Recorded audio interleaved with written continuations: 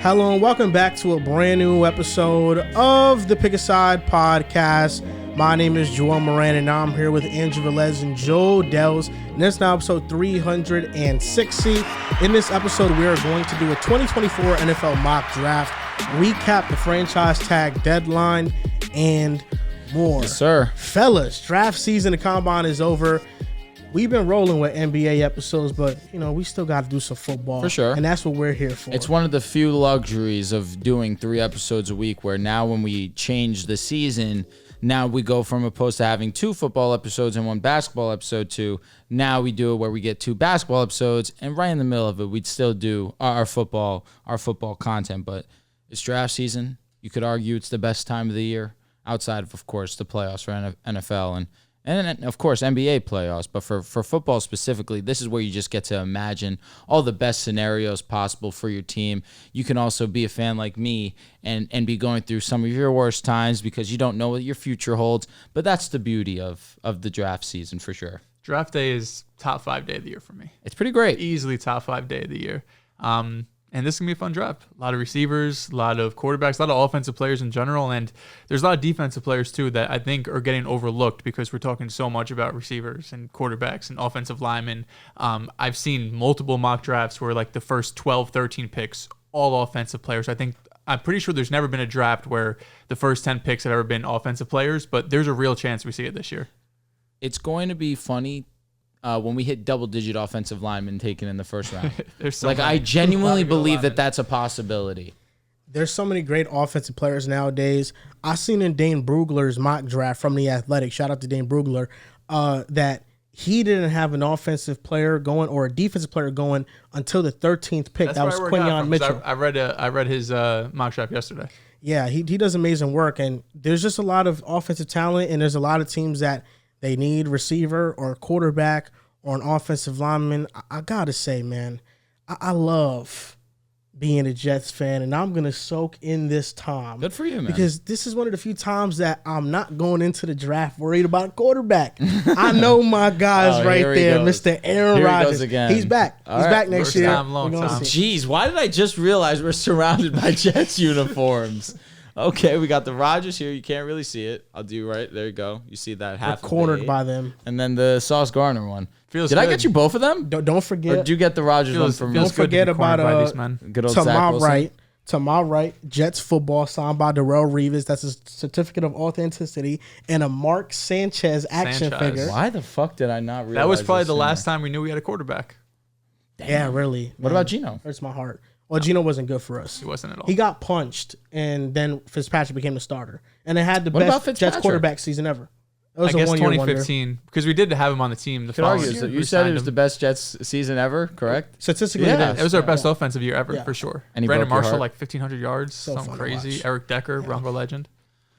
Eric Decker, So fun Bronco to legend for sure. Yeah. Sexy MF. Shout out. Chris Ivory was a dog that year. I'm happy that I'm not worried about quarterbacks, and it just feels good to be here. I'm gonna let this soak in because I know after this year that might not be the case. Yeah, we might be that's right fair. back to square That's a one fact. with the Jets. I need 2 years out of Rodgers. No one Give me deserves 2 to live playing that years. life, honestly. The life of not knowing who your quarterback's going to be. It sucks. As someone who has lived that life for a fucking while now, I can tell you firsthand, it is not fun. But I'm sure you guys are right there with me. I mean, if there's anyone, it's us. It's the Browns, and it's you guys. That it really is the unfortunate truth. No, it's really terrible. But If you think about it, sorry to cut you off, that's but okay. all of these recent big moves for quarterbacks, at least in the last couple of years, Stafford paid off, but Deshaun hasn't paid off. Aaron Rodgers gets banged up. Russell Wilson hasn't paid off. And the year prior, I guess 2 years prior, we saw Stafford win a Super Bowl, Brady win a Super Bowl, and now we're sitting here now it's not working. Russell Wilson, what did he start, man? Oh, What did he man. start? the trade for Stafford worked out. You can say it worked out in It worked both out for ways. both teams, for sure. Lions with Jared Goff, he revived his career. Baker Mayfield eventually worked out, not for the Panthers, but goes to the Bucks. That's true. Does his thing. And you know what? Baker I actually Mayfield. was thinking about it too, because we've had the conversation of the offseason, how the Bucks were one of those teams that we were worried about. I think they've handled it pretty well so far. agree. Yeah, it's Bringing perfect as you back can handle. Antoine Winfield and re-signing Mike Evans. Who knows what happens with Baker, honestly. They're working on a But deal. so far, so good. Told me that earlier. I think the Bucks are doing some Baker good insider. things. Yeah, we needed that. It's just about, what other talent they're going to bring Did you call Bake? to just What did he say? better their roster. So they're He's working going on a back deal. home? You told me earlier, Baker Baker. Mayfield? You told me earlier you got on the phone with Baker, and he said that they're getting a deal done. He's told me he's back in Tampa. Really? That's My awesome. sources tell me that. Okay. Yeah. What's that and contract? Are you look back in on Tampa? I'm back in on just rooting for Baker Mayfield as a person. That's my guy. Great And dude. you know what else my sources told me? Talk to They me. told me, hey, don't let them let you forget that at one point, not going to name no names, but they said that he was one of the worst backups in the NFL as well. And I Some might have said that. I can't forget about that. I feel like good things eventually happen to good people, and I think Baker Mayfield is a good person. Interesting. From the things that I've seen, I remember when he left the Browns, he did a podcast, and I listened to the podcast, and he told his side of the story with the Browns, and that's kind of what shaped my opinion on how I think they treated him. And eventually, he's getting paid. Like, he's gonna get a huge contract this offseason, and it wasn't with the Browns, but he eventually got paid, and I think it's good for him because I think like a year and a half ago we were talking about Baker not getting paid at all, like maybe being out the league at some point. And I'm just happy that he got his big payday. You think he'll get Geno Smith money? That type of contract, the $25 million, $30 million a That's very season? fair.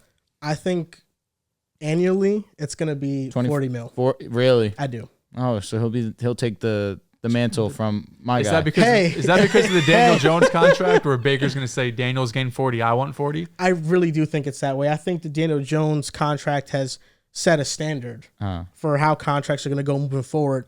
The Geno Smith was such a curious case because his agent could only go off of that 1 year.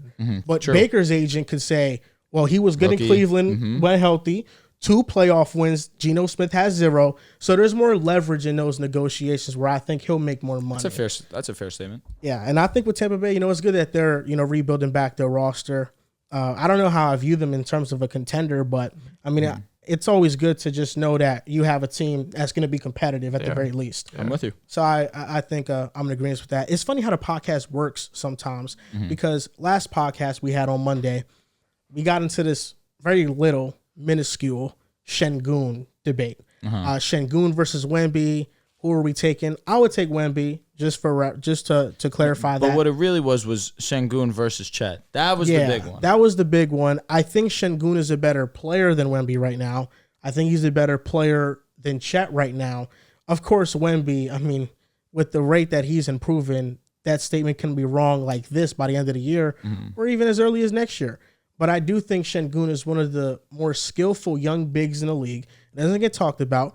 Rev was debating that with me, and he dropped 45 on Wemby. Which was crazy. He had an I think he unreal listens. game. I think he saw that clip and said, I need to go out and prove him right. You saw he did it for Tara Eason. That's what he said. Nah, I did see that. he's And Tari real. That's was real. with his mom's. That's You real. saw that video? Yeah, with his cute little accent. I did this for my brother Tara Eason.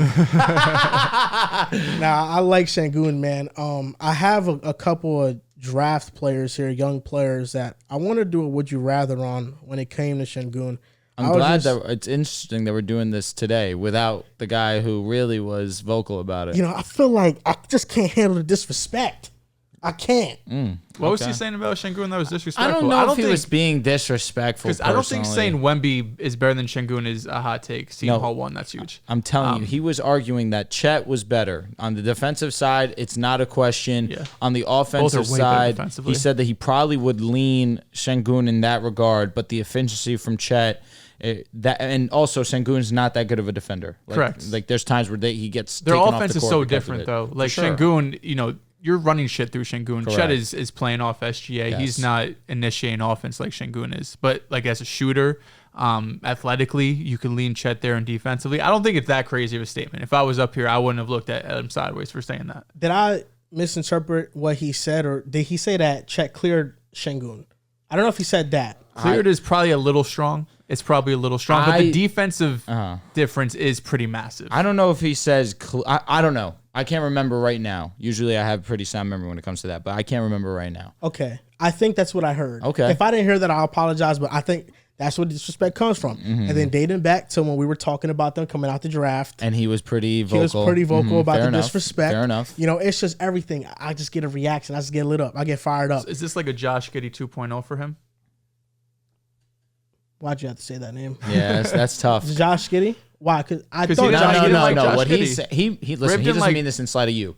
All he means in the Rib sense didn't like is- Josh Giddey. So even when Josh Giddey was doing shit, like actually like last year, like when he was actually playing well, Rib was kind of like, I don't believe it. Like I don't think he's actually that good because he think didn't like him Riv- as a prospect. I think Riv has a basis for not liking Giddey because even last year when he had more of a improved role where he was being used more, they were way better with him off the court. Okay. So I can understand that. Well, rookie season. Rookie season, he had Rookie of the Month. You know, he was really good. He really was. was.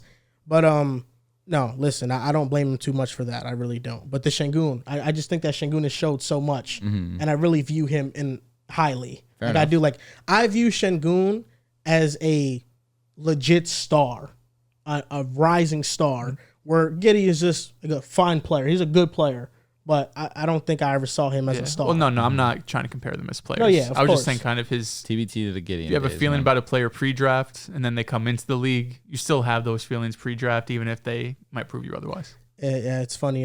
There's a Giddey jersey right there in the closet. Haven't touched it in a while. Just want to tell everybody that. Ain't that But crystal yeah, clear. it's there. A fan sent us that Josh Giddey jersey because he was an Australian fan. That was his rookie season. Yeah, that was his rookie season. Just for clarification, it wasn't recently, and it was an Australian bought it jersey. last Yes, month. it will never be seen on a podcast though, ever. Now, fellas, this episode is sponsored by PrizePicks. Yes, sir. Look at the top right corner. Use code PAS and get a 100% deposit match up to $100. Now, Drew, why do you love PrizePicks so much? Because there's no easier DFS app to use. I mean, it's pretty simplified. When I want to make an entry, it just makes it very easy for me to understand what I'm going to be getting back in return. 5x, 10x, 100x if I really trying to push my luck in that regard. But when it comes to being a simple DFS app, that's really why PrizePicks is always my go-to. I feel like I love PrizePicks because they always have a promo going True, on. that's a fact too. Ironically, they have a Josh Giddey promo going on right now to get 16 and a half points. And they always do some fun little stuff with their promos and their specials. They always do fun stuff with their promos and their specials. They got Josh Giddey dressed in some type of suit. What they got him dressed as? They have him dressed as a medieval soldier Interesting. in medieval clothing, and it's a points, rebounds, assist play, more or now less. That makes more sense. It was originally 19 and a half. Now it's 16 and a half. So speaking of Giddey, they even got a Josh Giddey special today. 16 and a half. Interesting. Shout out to PrizePicks. We talk about the versatility all the time, the different types of plays that they have. I mean, essentially, they got everything that you could want in an app. That's really why there's really very few doing it as great as them right now. It's nothing easy to use in prospects. Use code PAS, 100% deposit match up to $100. I want to get back into this would you rather for Alperen Sengun. And not wait until Without Riv. Friday. How about we wait till You want Friday? me to wait until I think Friday? wait till until Riv's Friday. here. I will be better prepared. Just by like that how, Yeah. but you point. didn't wait to do a Celtics topic without me. But neither here nor there. Hey, we could do one. They just lost. No, it's okay. It's fine, man. It's fine. Why am I the one that always ends up defending the Celtics? God bless you. Why is it always A me? Lakers fan. Because you know ball. They're amazing. I could be a Lakers fan, but also acknowledge that they're the best team in the We league. play Denver tomorrow. If we win, who cares about Tuesday? If we lose, that'll suck. Pretty simple. 2 losses in a row for the Celtics. Not good. Yeah, that'd be like the third time all year, maybe. Yeah, not good, man. Not good. It's tough. Tough look. Not fun being a Celtics fan right How's now. Dallas doing? I was going to ask. I mean, what would you rather be, a Dallas fan or a Celtics fan? I think that's simple. Are the Knicks gonna fall to the play-in? Damn, the silence really was fucked up right there, Joel. I'm sorry. We have to get healthy. You do, undoubtedly. Knicks, You guys are for losing sure. a lot, and Orlando's the Magic playing are so well. Yeah, I was gonna say Fourth the seed's Magic crazy. are climbing. Yeah, Orlando's playing so well. I was actually hoping in an alternate universe that they fell to the 8th seed and faced the Celtics first The Magic? round. Oh, man. We beat the Magic last 2 times we played them, though. They beat us earlier in the year in the in-season tournament. They smoked us low key. Won by like 20. That would be a fun series to watch. But the Magic are climbing. Listen, to what you're talking about Dallas. I got faith they'll figure it out. Make a fucking call. But as of right now, Hey, Rome wasn't built in a day. Jason Kidd, you're absolutely right. Jason Kidd. Hot seat. Oh yeah, there's a serious conversation Hot about what his job should be next year. They got to find someone if he to should blame. even have a job. They got to find someone to blame. I mean, you because missed the playoffs back-to-back years. Someone gets fired. No, for sure. But you can't blame the star player. How could We'll talk about that on Friday's episode. How could you? Oh, blame the star player. Oh, what are you trying to do now, Drew? You know what they're calling him now, right? Talk to me. Despite the loss, man. Wow. I didn't make it up. Wow. Didn't make it up. That's what the internet's calling him. Despite the loss, Joel, man. let me say this. His offensive game is generational. It's one of one. Unbelievable. That defense, the three of us could go out there, and I think we'd perform, if not just a little bit less, about the same. It hasn't been great. Now it is. The brother is barbecue chicken out there. As of recently, the defense has been atrocious from everybody. Let's just make that clear. Let's make it also 3 or abundantly 4 straight clear. games allowing 120 plus. He's been the worst. He's been one of the worst. Kyrie's been terrible. I will say this about Luka. Luka got to start playing defense so everybody else can follow suit. Agreed. He has to start being He's more the of leader. a leader. Yes. And he has to play some defense. He was playing defense this year. Up until this recent stretch of games where his defenses fell off a cliff, he has been showing effort. He has been playing and now it good goes back on to defense. the original question. Is he not in the condition to play at that level for a full season? I don't think it's the conditioning of it. I think it's the load that's on him. Really, So- how many modern stars are we seeing What conditioning? that in the last couple of games, and we're talking about doing this on back-to-backs, right? Playing 41 minutes February 27th against the Cavs. You have 45, 9, and 14. Max Strus shoots a miraculous shot. You guys lose the game. The very next night, you got to play 36 minutes against Toronto. You still got 30, 11, and 16. He shot poorly from 3, but it's just every other day. It's 41 minutes, 30, 36, 37, 40, 43. In his last 5 games, he's played 40-plus minutes 3 of those games. I mean, what they're asking him to do, of course, he's going to be gassed. Anybody would be, I think. Let me ask, prime James Harden, would you not agree he was also playing an abundant amount of minutes? Yes. Right? But he never missed the playoffs. No. And I'm not talking about 2018, the greatest Rockets team that we've seen since, of course, the one that won the Oh, championship. you got to tell me about James. I know about James Harden. Of course. Yes. But he at least was making the playoffs. For sure. I say that with a similar skill set, or let me not say similar skill set. There we go. Get it out properly. But I mean in terms of similar play styles. He, I think, had players that fit better around him and that had more defined roles. Early on in Houston, he had Chandler Parsons, who was good up until he got paid, but he was really solid wing player. They had Dwight Howard. He eventually came to town. Yep. The first year in Houston, James Harden carried for sure. But then after, once they got him help, Patrick Beverly comes on the scene. Yep. And that's a point of attack defender and a guy who hits open threes who he just fits seamlessly next to Harden. Eventually, you get Ariza. Now, I'm not saying Harden didn't do his fair share of carrying because he did. Regular season Harden, I will never debate you that Luke is better than regular season Harden.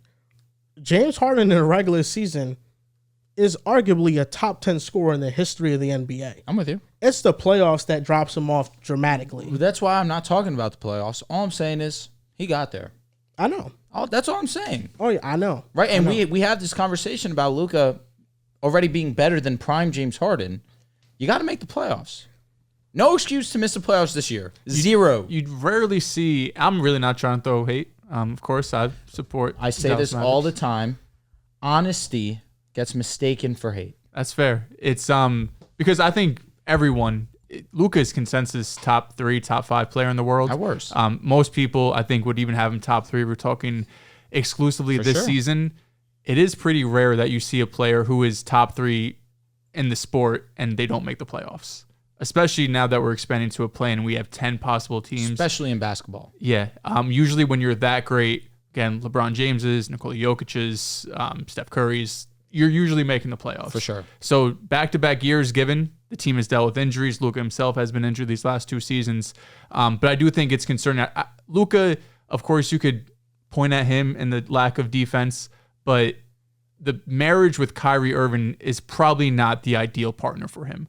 I don't think having Luka and Kyrie building around that, even though they picked up guys like Derek Lively and they tried to do things to improve their defense, I would like to see him paired with someone who has much more much more capabilities defensively Fair enough. than Kyrie Irving, because he's a great offensive player, and it's not redundant because I do think, they could play together, and they've been proven they could play together.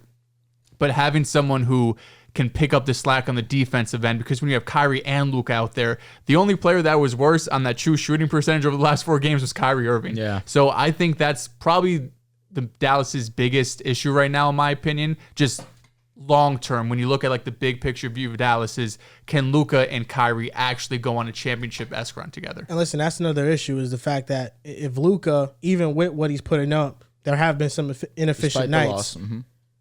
Nice, man. Kyrie Irving has not been showing up. He has not been showing up consistently. He did not show up at all against the Celtics. He did not get going at all in that game. Against Indiana the other night, he didn't show up at all. Kyrie Irving has to play better.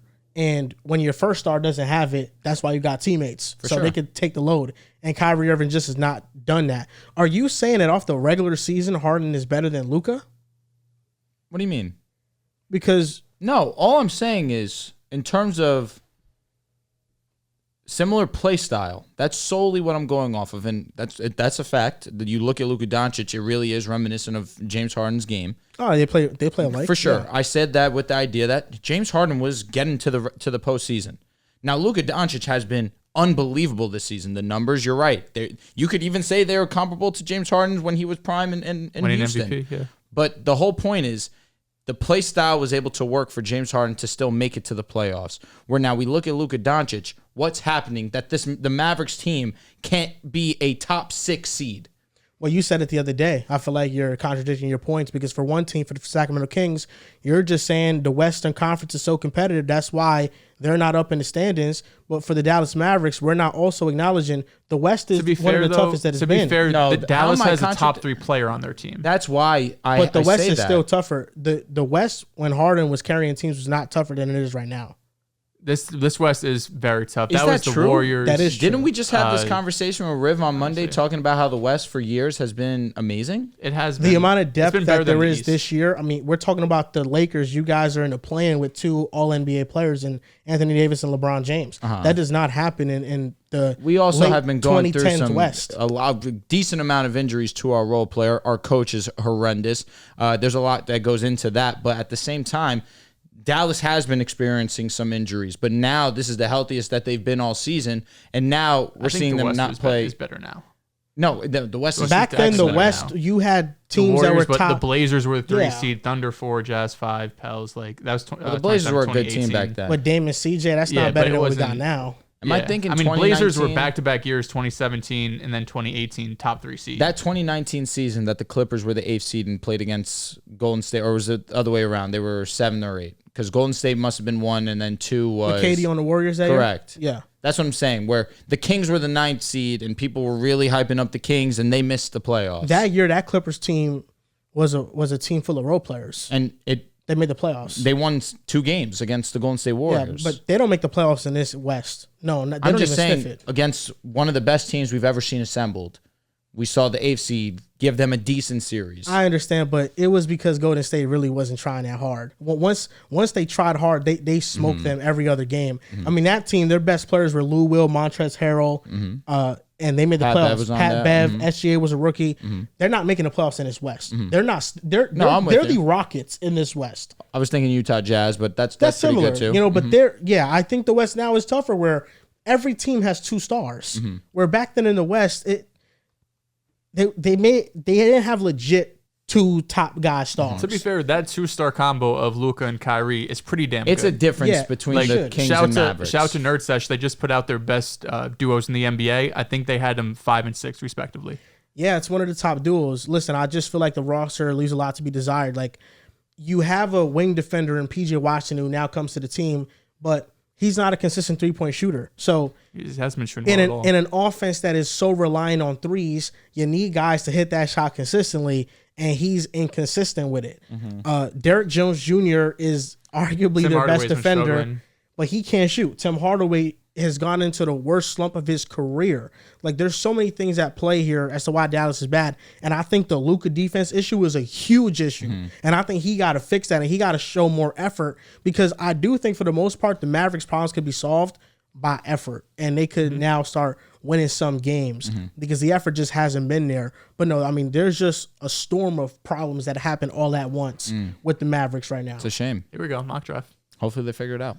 I really am hopeful. Or you're not, because we have a bet. What are you, 6 seed, right? Top 6? They just gotta be top 6, and wouldn't it be Are crazy? they 2 games out now? Or just one still? I think they're a game and a half, if I'm not mistaken. A game and a half.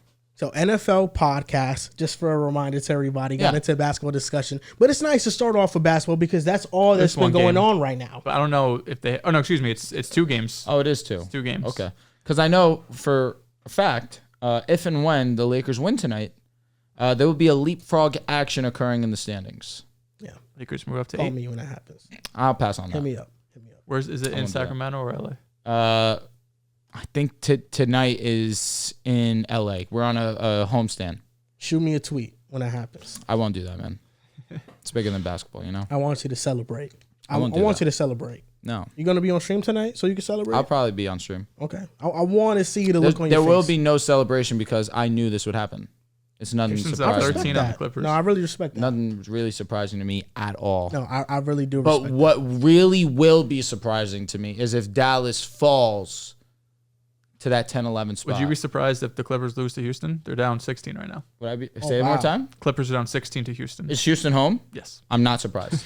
Down 16 is nuts. Houston is an elite home team. They are really good. I think more so they're just terrible on the road. Most definitely. But the reason why they have as many wins They're as they 21 do, and 10 at home, bro, which is like it's like the 6th best record. I need to trade for Sengun in the franchise that we got.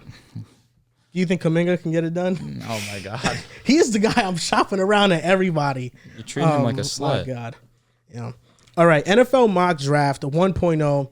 Now, for everybody out there that's listening, this mock draft will feature no trades. 0 trades. This is our first mock draft. I mean, we could.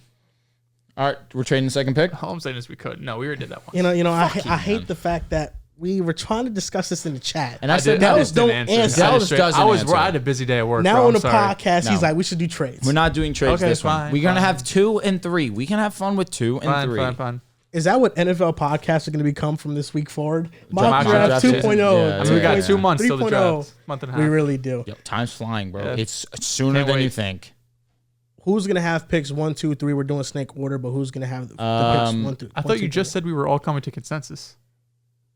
I'm could fine come with to that. You just said consensus. literally right before this show started. I asked you, then you said, "Oh yeah, we're just gonna pick for each team." But I'm cool with this. I'm just saying it's. What, I'm sorry, Dehls. I misinterpreted what you said because you told me, okay. is it 1-1-1? So I'm thinking you're picking a first overall pick. You're picking the first overall do pick, that. and I'm picking the first overall pick. No, I do want us to just go by this draft. Okay, I'm cool with that. Yes. All right, I will. So the math can math. I will take. However, you get the Broncos, you take that pick. Are we really doing it like that, man? You could just take the Broncos when That's we true. get there, and then we just start I skipping. need pick 3. You need pick 3 for the Patriots. Sure. Should we do spin the wheel? Spin the wheel. Spin the wheel is actually better. Drew already got plans messing up the draft, man. Fuck. Hopefully can we rig it so I get pick 3? Do you want pick 3? I want pick 3. I don't know why it's not letting me just refresh this. Here we go. This is the right I'm one. really interested to see what you guys do at pick 2. All right. Jaden Daniels or Drake May. Why is there only, there's 3 here, but there's only 2 on this wheel. That's interesting. That is interesting, man. Here we go. Let's try this again. Are we here? Okay, here we go. Nice. First pick. Show me the money. Show me the money. Show me the money. Anyone but me. Spin. It's going to be me. All right. I'll take the first pick. We're working. It's working nicely. The second pick. Come on. College 50% 23rd. chance. Spin. Am I light green or dark green? You're late. Fuck. Drew second pick. Joel third pick. All right. Damn. Well, actually, I don't care. Actually, I really don't care either way. All right. So take pick 2. I don't know why I said them. No. I want to take pick 2 now. Yeah. I mean, go pick ahead. 3 now. Sorry. What the fuck, man? I have the first pick. Dude, who Caleb are you going Williams would be getting selected. Okay. The Justin Fields conversations are a little interesting if this wasn't such a great quarterback prospect. There have been some, I think, very light rumors about them maybe moving down to 2, getting some picks from the Commanders. But I think just do the smart thing. Stick at 1, take Caleb. Should we turn this draft on its head? You have the second pick. Fucking hell, man. Do I like Jaden Daniels or Drake May more? Now, it's been interesting because the combines happen, and now we're seeing a lot of mock drafts where Drake May is starting to fall off. We just saw Chris Sims drop his list, had him as his 6th best quarterback in this draft. You're a guy, by the way. Hopefully. He was right about Tua. That's what I told you. Did he say that he would lead the league in yards? He was wrong about Zach. He was wrong about Zach. Did he say he would lead the league in yards? He said that he was a quarterback below Burrow, Herbert, and Jay Love during the draft, so he was right. Did he say he would one day lead the league in yards? He said he would choke against the Second Chiefs. pick. He did that.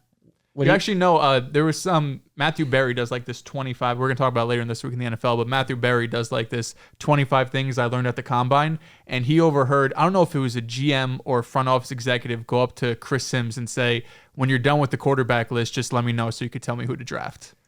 He's respected. He is listen. He is respected. He does get love, but Drake May at 6 Was a little nuts. Listen, I don't agree with it. Let's just get that out the way. I don't agree with Drake May being at 6, but I respect Chris Sims' opinion. I respect him too. He definitely knows ball. And I think all of his selections and where he's putting these quarterbacks, I think there was thought behind it.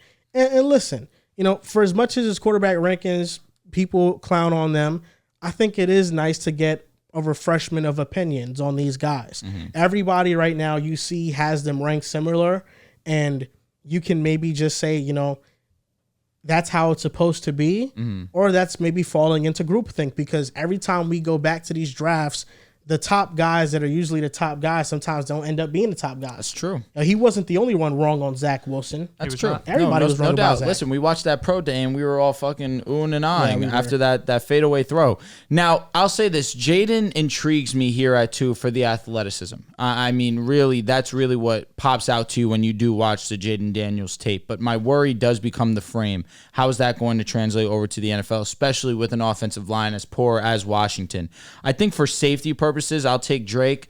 But I will say in drafts 2.0, 3.0, we'll start to see how the drafts look if the Commanders were to take Jaden Daniels. But for this one, we'll play it safe. I'll go Drake May at 2. For all the mock drafts that I've seen, it's either Drake May, Jaden Daniels, 1 or 2. I mean, 2, they're the second overall pick. One of them are the second overall pick. I was reading an article from The Athletic from Mike Sando, and a bunch of NFL executives picked who they think is going to be the second overall pick. Jaden Daniels was the one that was most voted on. So I think the second overall pick is where the draft can turn. This draft is a mock draft, so it's off of what we think will happen, not what we would do. I think with the third overall pick with the Patriots here, I'm going to go with the quarterback. I'm going to go with Jaden Daniels. I feel like with all the buzz around quarterbacks, I feel like that's where the information is leaning right now. I don't know if the Patriots would select the quarterback, but I think they're a prime candidate for that spot to trade down so another team can, like Atlanta or Minnesota, maybe Denver gets into the mix. I can see some scenarios. But Jaden Daniels at 3 for the Patriots. Start off that quarterback. Would you guys take Jaden Daniels at 3 if you're in New England? If you are New England and you believe I need a quarterback, you make that selection. And it's really as simple as that. That's what starts your rebuild. And Jaden Daniels, I think he's a good enough prospect that you can justify making that selection. However, Marvin Harrison's generational. You need a wide receiver. You haven't had a wide receiver this good, or the thought of him being this good, and maybe I'm exaggerating here since Randy Moss. That's not exaggerating. They have not had receivers. For me to see Marvin Harrison available at 3, it would be hard to pass on that. That's my next pick, Marvin Harrison Jr. Are you pick 4 or is this guy pick 4? I thought it was Snake. Oh, yeah. Sorry. I'm sorry. We were just confused ourselves. We did that. 4th pick, I would be taking Marvin Harrison. I thought you were going to give a little talk about Jaden there. But I'll take Marvin Harrison here. At 1, Caleb is very easy. And at 4, I've read reports saying that if Marvin Harrison is there at 4, it's a lock. And it doesn't surprise me because, like you mentioned, Drew, he's generational. The Cardinals need a receiver. They're not going to be flirting with any other quarterbacks or really any other positions because that's how good Marvin Harrison is. Now, at pick 5, the Chargers are on the clock. Now, they do or could use some help on the offensive line. Joe Alt is definitely in conversation here. I'm under the assumption, though, they try and bring another weapon for, of course, Justin Herbert. Now, I've said it to Joel. I said in every mock draft that I do, I would have Brock Bowers being selected here.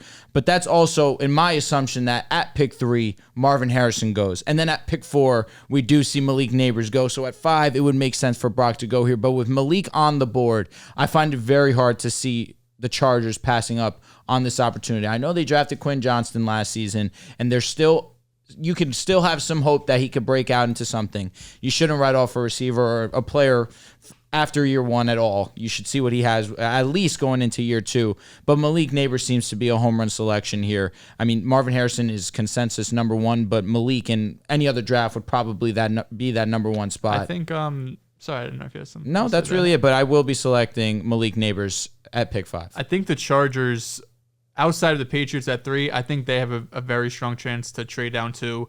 I think Jim Harbaugh sees this team and knows there's a lot of holes on it. Fair enough. And knows that the only way to fill those holes is to get, that's insane. Fill those holes. The only way to fill those holes is to acquire more draft picks. And he's going to know this draft and the 2025 draft and even 2026 just as good as anyone else in the NFL. And Neighbors might seem a little redundant because, like you said, you have Quentin, you have Keenan and Mike, but Mike's probably gone. Yep. Or did they cut him already? I don't believe he's going to get cut. They saved like $20 million. Keenan Allen's on the last year of his deal, and Quentin, you can't just assume he's going to be that guy. So take Malik Neighbors there. He feels pretty safe to be a star receiver.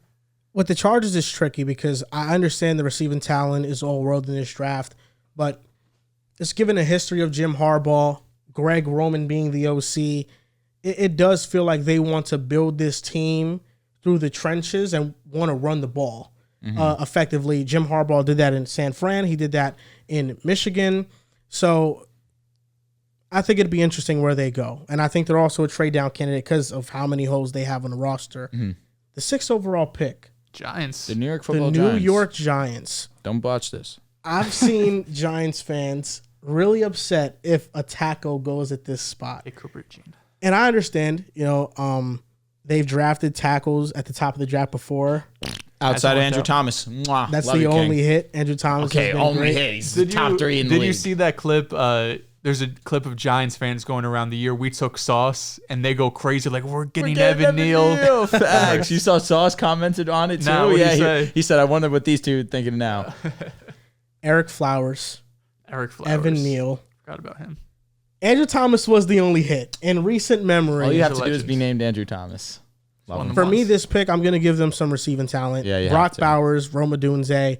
I'm going with Rome Odunze. The way that he has performed, not only in college and in his games, but at the combine, the way people are talking about him, he just moves different as a receiver. He's an elite tier prospect. And give Giants fans some excitement at the receiver position. This is going to be the most talented receiver they've had since Odell Beckham Jr. was in a Giants uniform. And him with Wan'Dale Robinson, I think that can be a great start to building out this receiving core and making this a good situation for a quarterback to come into and have some success. And this fell perfectly for the Tennessee Titans because Joe Alt is on the board. For sure. And they need tackle just as bad as anyone in the draft. I think you for a split second think about Brock Bowers. But Joe Alt, he's my favorite tackle prospect. He's 6'8", 315. He could block the run. He's good in the run game. He's good in the pass game. There's really no questions around him. He's played 13 games in 2022, 12 games in 2023. This is your franchise left tackle. And if he's there at 7, I think that the Titans would run up to the draft board to select him. Now, this is an interesting one because at pick 8, we understand the Falcons do need a quarterback. Now, I will not be selecting J.J. McCarthy here at number 8. I will not be doing that. They probably could use a wide receiver, but as much as I do like Brian Thomas, I don't know if he would go as early as pick 8. I will say to the Bears, it makes more sense there because they would have their quarterback solidified. They have their wide receiver 1 solidified, and then adding more help there would not be the worst thing. Now, we had this conversation about potentially going and having the first few picks be only offense. I don't know if I look at the Falcons and automatically think offensive line, but it probably would be to put a corner next to A.J. Terrell. I'm between Quinyon Mitchell and honestly, Nate Wiggins, after his showing at the Combine, I'm going to go Quinyon Mitchell just because he's still as good of an athlete. Maybe not as fast, obviously, but still has great coverage skills. I'm going Quinyon Mitchell here. Quinyon Mitchell, excuse me. I like the pick to give them a good cornerback duo. For sure. The Chicago Bears at 9. I think is interesting because they could double down on offense, get Caleb and get Brock Bowers here because he fell to pick number 9, or they can help their defense because outside of Montez Sweat, there really is no pressure coming from their defensive line. Their other edge rusher is non-existent. Interior defensive lineman is really non-existent. So here, I think the pick gets tricky, but I'm going to add to the defensive side of the football. That's fine. I think since the Falcons took Quinyon Mitchell, I'm taking the best edge rusher in the draft, and that's Dallas Turner. I like that. Dallas I got Turner's a great Montez pick. Sweat and Dallas Turner now. They're building something on that defense. And, of course, you selected Caleb Williams earlier in the draft. So I got the Jets at 10. And they've been rumored a lot to like Fuaga from Oregon State. At the combine, he came in with 33-inch arms, which is a bit concerning. He is 6'5", 330, but the fact that he came in with shorter arms, and I feel like we've seen Joe Douglas pretty frequently go for the more athletic, the person who has more physical trait side, even though Daniel Jeremiah, who is as tuned in with the Jets as anyone, has had Fuaga multiple mock drafts in a row. I think Fashanu, if I was picking here, would be my selection just because he's got some more size. He probably would have been a first-round pick last season if he came out. The fact that he went back to school was a little bit surprising. But he's good in the pass game. He's not a bad run blocker. Fuaga is probably the better pass blocker. But again, having those shorter arms is a bit concerning. It's one thing you do at Oregon State. It's another thing if you do it in the NFL. So who are you taking? I'm sorry? You're taking Fashanu. Okay, I like that. I love the Fashanu pick. I was hoping you went Fashanu. Joe Douglas has targeted that in the past. When he drafted Mekhi Becton, Exactly. He went for tools. That's why, I don't know if Joe Douglas would do this, but Armarius Mims at that spot, he doesn't have many starts in college, but just how he looks. But he's another person he's got banged up. He's had 2 injuries. Okay. It just feels like Mekhi Becton 2.0, unfortunately. I like Fashanu, and you're right about Fuaga. Fuaga is a good pass blocker, solid run blocker, but the shorter arms, usually when you play tackle, that doesn't translate the best always. Yeah. But he can play guard or tackle, but right now the Jets' biggest need is a tackle. So I like Fashanu. So I'm here at pick 11. I do have the Minnesota Vikings now. I will not be asking to select for my Denver Broncos. I'm going to go into this next season trying to be as unbiased as humanly possible when it comes to my Denver Broncos because I'm starting with not getting my hopes up. So at pick 11, we understand the Minnesota Vikings are in a precarious situation because they may not have Kirk Cousins as their starting quarterback next season. I'm under the assumption that Kirk Cousins will be back. We're going to be talking about that a little bit later with potential of him maybe going to the Atlanta Falcons, which brings up the conversation of selecting J.J. McCarthy in this position. Now, we also can look on the defensive side of the ball where there's a chance Danielle Hunter may not come back. Could they use another edge and Jared Verse here? I think for safety precaution, not knowing what's going to happen with Kirk Cousins, where we currently stand, I'm going to keep it in the sense that he will be returning. So with that in mind, I'm going to be going Jared Verse out of Florida State. They need some defensive help. With the conversation that you may not have Danielle Hunter, I'm going to go with Jared Verse here. Obviously, super athletic guy, can get to the quarterback, and they need some talent on the defensive I like Verse side. a lot. He started as a tight end at Albany, and then he switched to defensive end. I always like guy with the story, I would love if the Vikings kept Kirk Cousins and then drafted J.J. McCarthy to learn under him. Interesting. But would you do that at pick 11? Yes. Because Okay. J.J.'s not going to be in the second round. No, for sure. Sorry, by the way, do you want to take back-to-back picks since Denver's up here? I said that I wouldn't do that. I'm going to respect Mr. Moran over here that he won't do wrong for my Broncos. With the Denver Broncos, you got a lot of intriguing quarterbacks here. There's quarterbacks, but I'll tell you what, there's a guy here that I would not be mad at if we took him at 12. J.J. McCarthy, Bo Nix, Michael Penix. Do I go Spencer Rattler here? Do I ruin the Broncos' future? In all seriousness, the Broncos need everything. The Broncos need a receiver. Everything's nuts. The Broncos need a quarterback. Okay. The Broncos, if Lloyd Cushenberry leaves, they need a center or a guard because Quinn Miners, if he goes into center, you still need a guard there. Yeah. Garrett Bowles is getting paid a lot. The right tackle, Mike Glinchy, he's all right. I fuck with Mike. And then on defense, you need a corner opposite of Pat Surtain. You need defensive linemen. I mean, man, there's just a lot of needs here. The defense is the least of my concern. When you have so many needs, you usually go with best player available. Mm-hmm. But there's such a big need at quarterback that I kind of feel like that's what makes this the toughest decision. It is in the draft for sure. But that's your seat. The Broncos, he's fucking going on and on and on. At the 12th overall pick, I got them selecting Brock Bowers. That's what I'm fucking talking about. That's a great pick. That's the fuck I'm talking about. I listen. I love JJ. Shout out to my Michigan guy.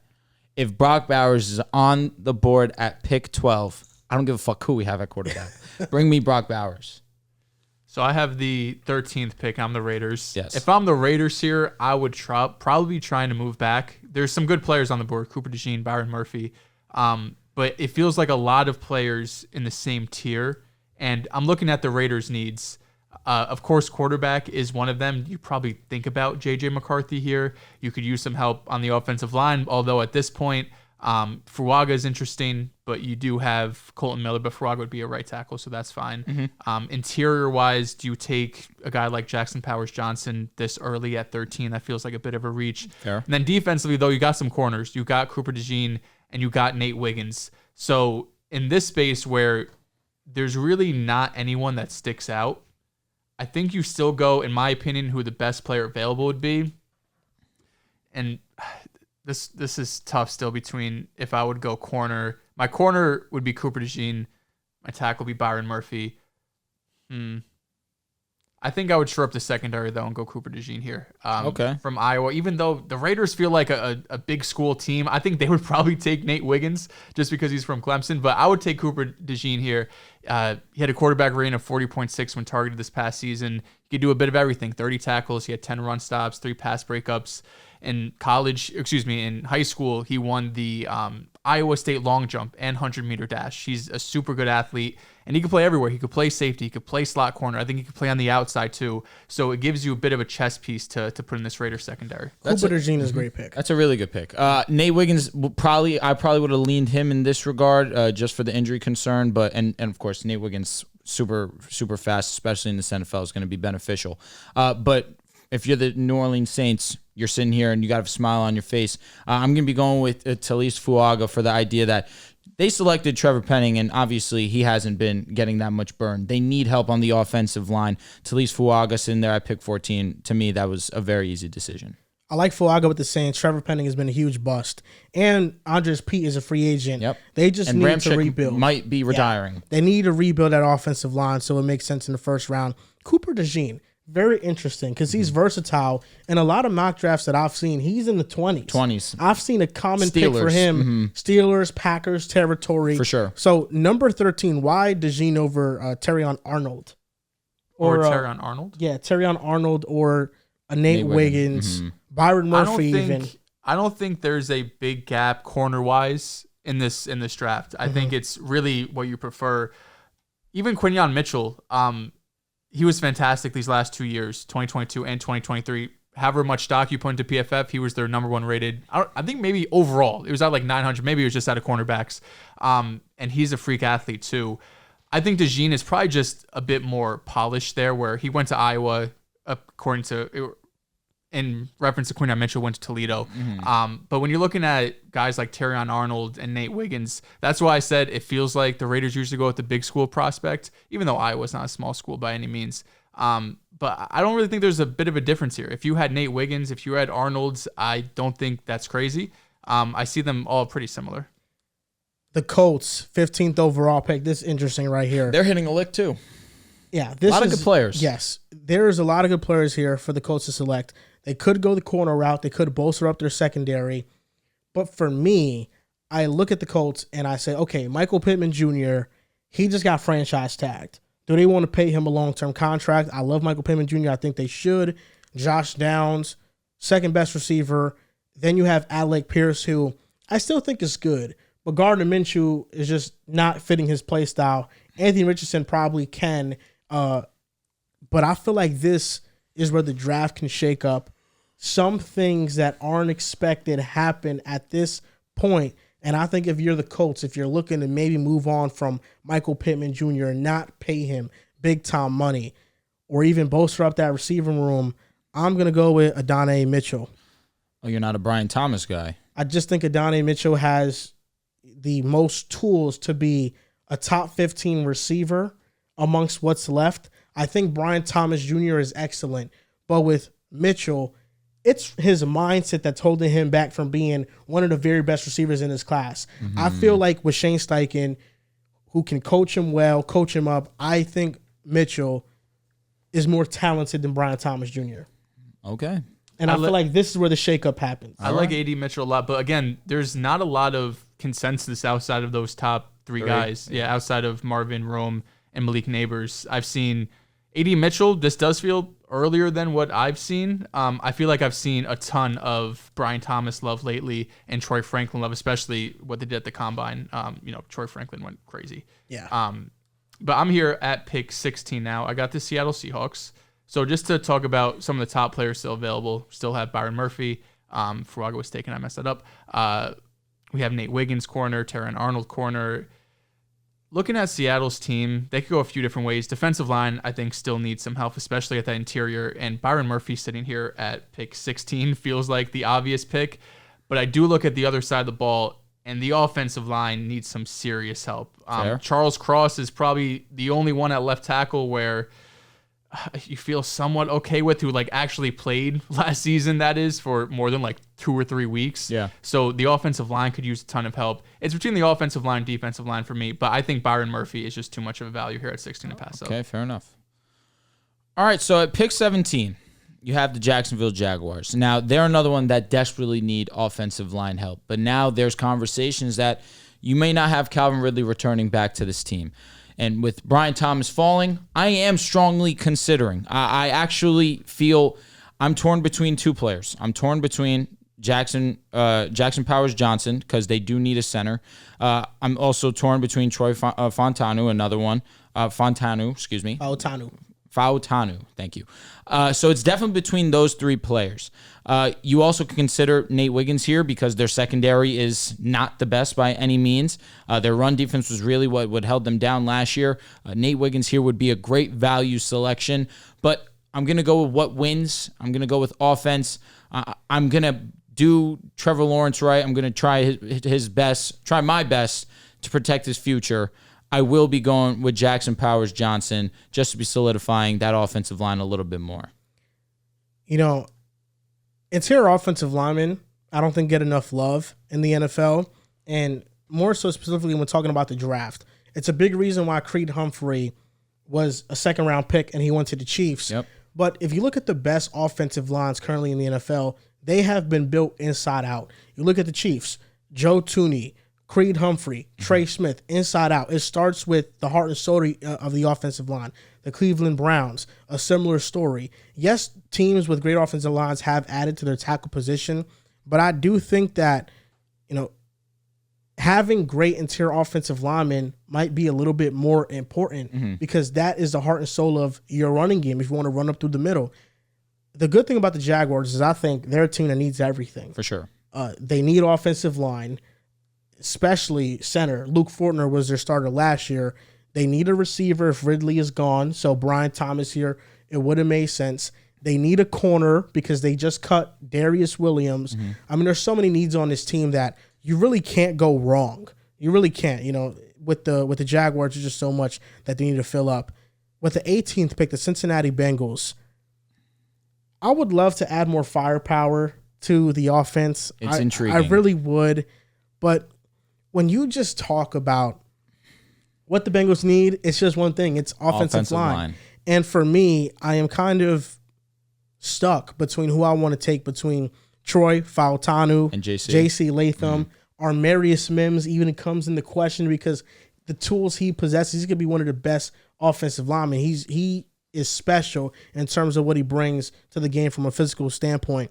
But I'm going to go with Troy Fautanu out of Washington. Okay. I like the flexibility that he could play with. He could play tackle, he could play guard. I like the versatility. I'm going to go with Troy here. JC Latham was intriguing, but I'm going to go with Troy. You have a fun pick here. I know, because I have 19. I'm the Rams. J.J. McCarthy, I think, is the person you're referring to. Not necessarily. Oh, okay. Because that is someone that I do think at 19 the Rams would consider. You have sure. Matt Stafford, who was fantastic last season, but he's getting older. We know the injury history he has. And if you're the Rams, what's the likelihood that year after year you're going to be, or maybe in the next 2-3 years, that you can be put in position to kind of strike on a quarterback? Because I don't think we're expecting them to be terrible next year. They're going to be a playoff team when we do our bracket, once August comes around or whenever we'll do that. But J.J. McCarthy, this feels like the realm for me where I would start thinking about selecting him. I know we've had a lot of rumors saying he might go in the top 10. That feels a little crazy to me. I was telling Joel earlier, that feels much like Will Levis of last year, where he was getting propped up as that fourth quarterback off the board that could go in the top 3. You heard top 5, top 10. I do think J.J. McCarthy is interesting. But if you're the Rams, you have Aaron Donald, Cooper Kupp, Matt Stafford, Sean McVay. They want to win now. And J.J. McCarthy looks like you're just looking maybe a year too soon into the future, because this is still a year I think they want to go all in on. So looking at players that could help them right now, I do look at J.C. Latham at tackle, because left tackle right now is a bit of a question mark. At corner, they could use some help. They could go a lot of different ways. Nate Wiggins still on the board. J.C. Latham, like I mentioned. I really like Latu from UCLA, Liatu Latu. He has some injury concerns, but I think the raw talent is there for him to be a really good player. It's just that neck injury he had at Washington, if that creeps up again. The head coach of Washington told reporters at one time, like, his career's over. So there was like a real possibility he wasn't playing again. Transferred to UCLA, and all of that is in the past now. But I think sitting here, you have to protect Matt Stafford. So I'd be going with tackle, and I'd be taking J.C. Latham. Okay. I would love the bolstering up of that pass rush. Yeah, that makes sense. I feel you there. Definitely understand that. But now where we sit at pick 20 with the Pittsburgh Steelers, they're licking their chops because Nate Wiggins just fell to them. You have Joey Porter, and now you put alongside of him Nate Wiggins. You really solidify that secondary. You've been trying to build up your secondary for some time now, but now you would have Joey Porter, Minkah Fitzpatrick, and now, of course, Nate Wiggins. Really make yourself one of the more respected secondary groups in the league. Love this selection for them. Nate Wiggins at pick number 20 for the Pittsburgh Steelers. Pick number 21, the Miami Dolphins. They could use offensive linemen. We all know that Connor Williams might not be returning back, but they're also losing Christian Wilkins.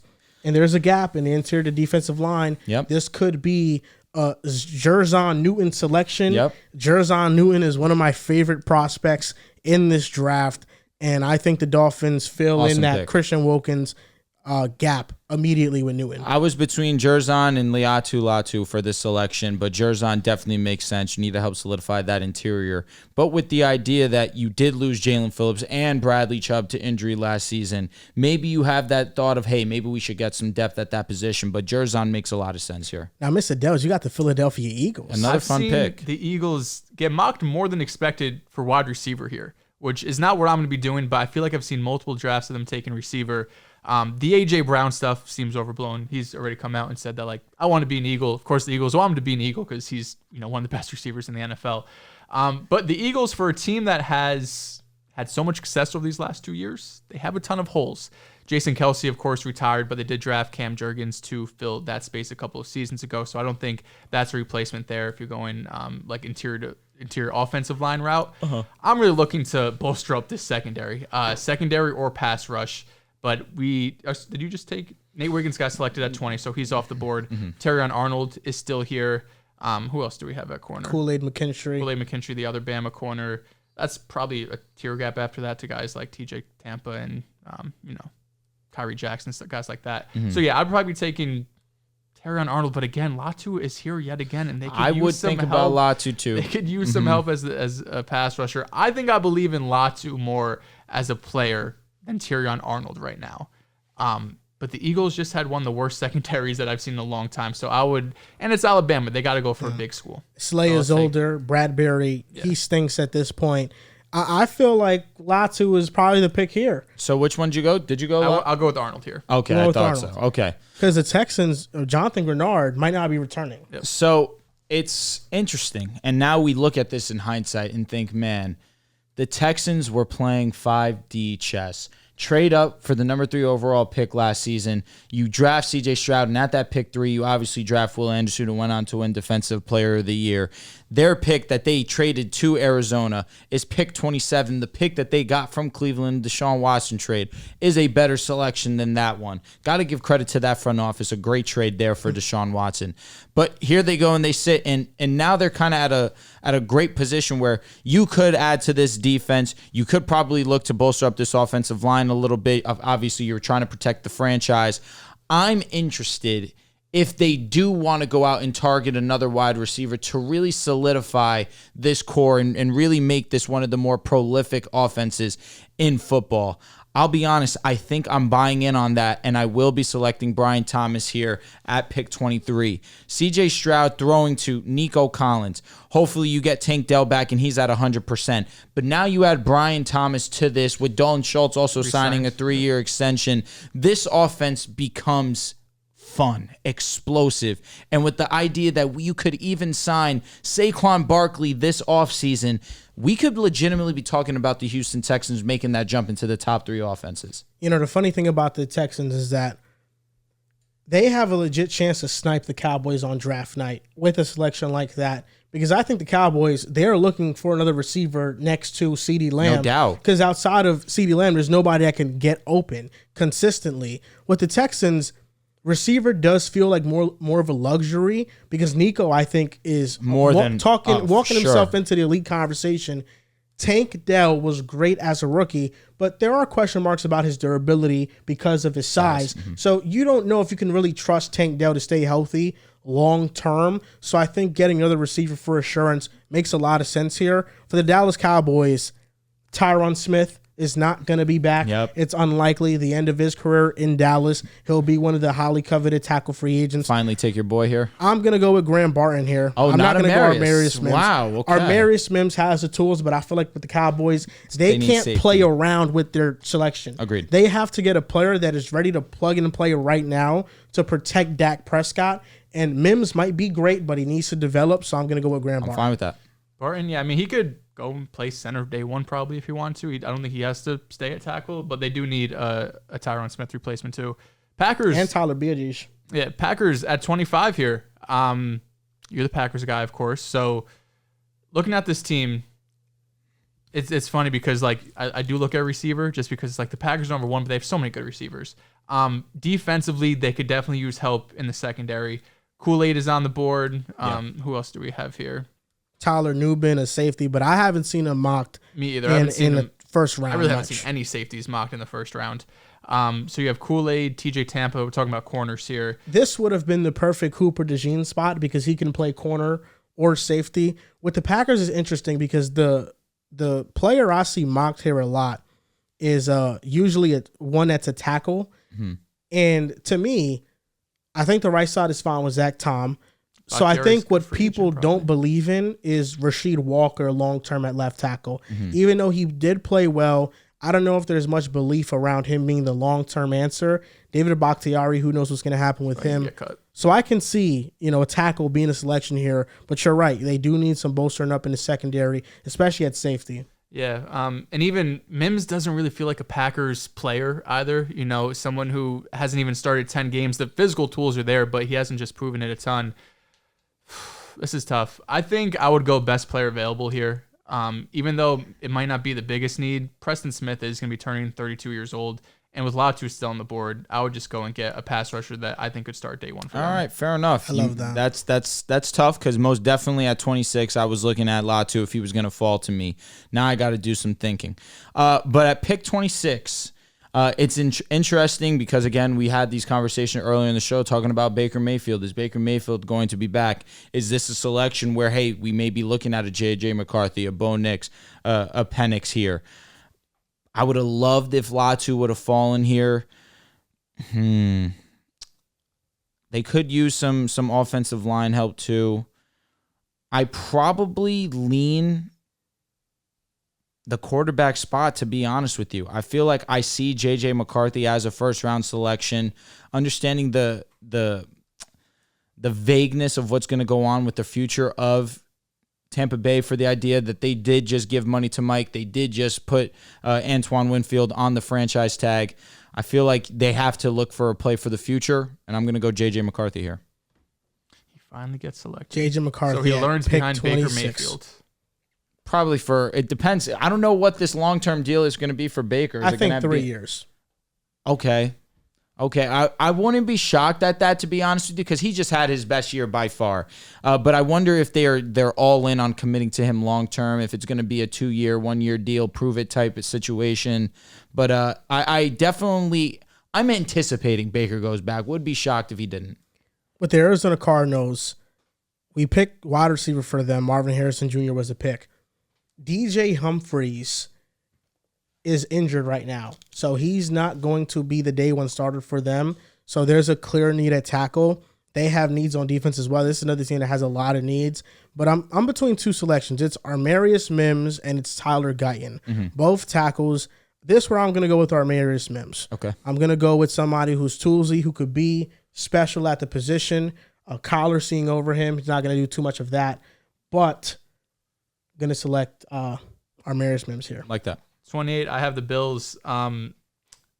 This isn't my favorite player on the board at this position, but they're going to be losing Gabe Davis, and I think Keon Coleman could come in and be a replacement right away. Interesting you say that. Shakir, I think, kind of has that slot role if you were thinking of like a Ladd McConkey. Mm-hmm. And Troy Franklin, of course, is someone who is rising up boards quickly, to say the least. But I think Coleman has more of a physical presence. He's like 30 or 40 pounds heavier than Troy Franklin. For sure. Listen, your logic makes 100% sense. You have the Stephon Diggs, that route runner, that speedy guy that obviously can get open, but they need a big body presence. I understand the logic of going to Keon Coleman, even if a lot of people don't feel like he may be the safest. Obviously, he has the physical traits to be a high-level wide receiver in this league. Now, here we are at pick 29, and we understand that you look at Detroit, they have one need, and that's secondary.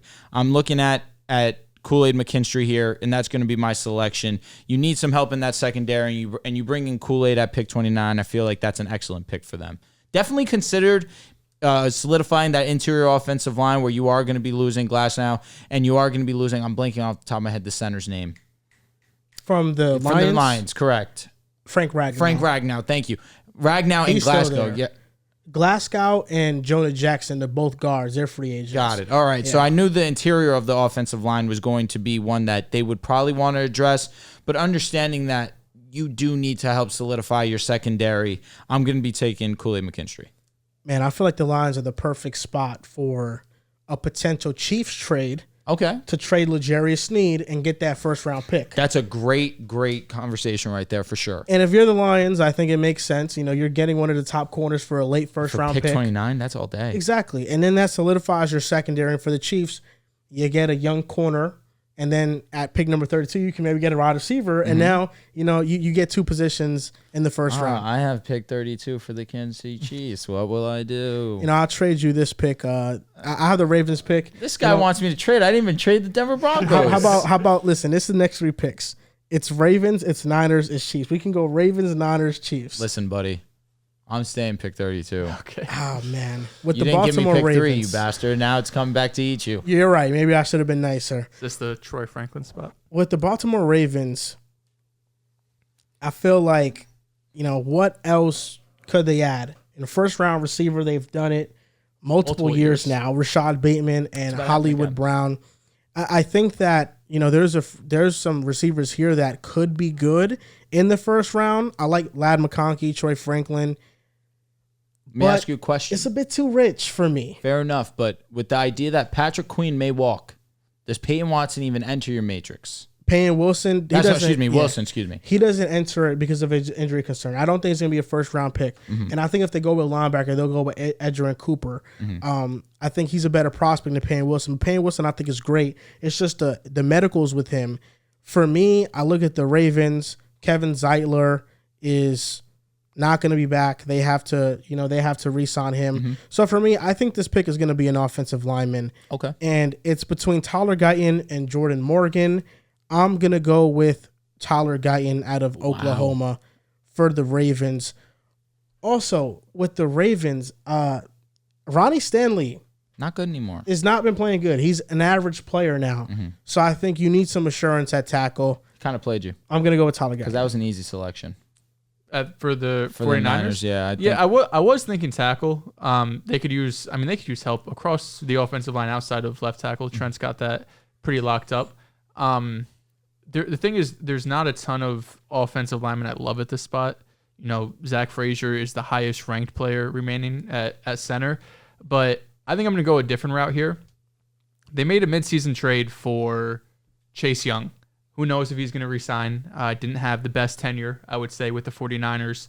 But this is one of your guys that I know you're super high on. Chop Robinson at 31, going to right a team like the 49ers who could develop players. He's just 21 years old. He gives me Bryce Huff type vibes, where he is super athletic, super quick first step. He's going to beat you with speed more than power, and he isn't great against the run. But again, he's 21 years old. He's one of the younger players in this draft class, and the upside is there. And I love the thought of him developing in that 49er system, learning from Nick Bosa. That would be a great selection. Such a great pick. Such a great pick that I wish I took it at pick 26 with Tampa Bay. Completely forgot about Chop. And most definitely, if I could go back, I would make that selection. But if you're the Niners and you land Chop at 31, you should be pretty happy with that. I think that they'll probably, on draft day, end up with an offensive lineman at pick 31. But for this draft's purposes, if you get Chop, you should be pretty happy with that. Now, here we are, pick 32. With your Super Bowl champion, Kansas City Chiefs.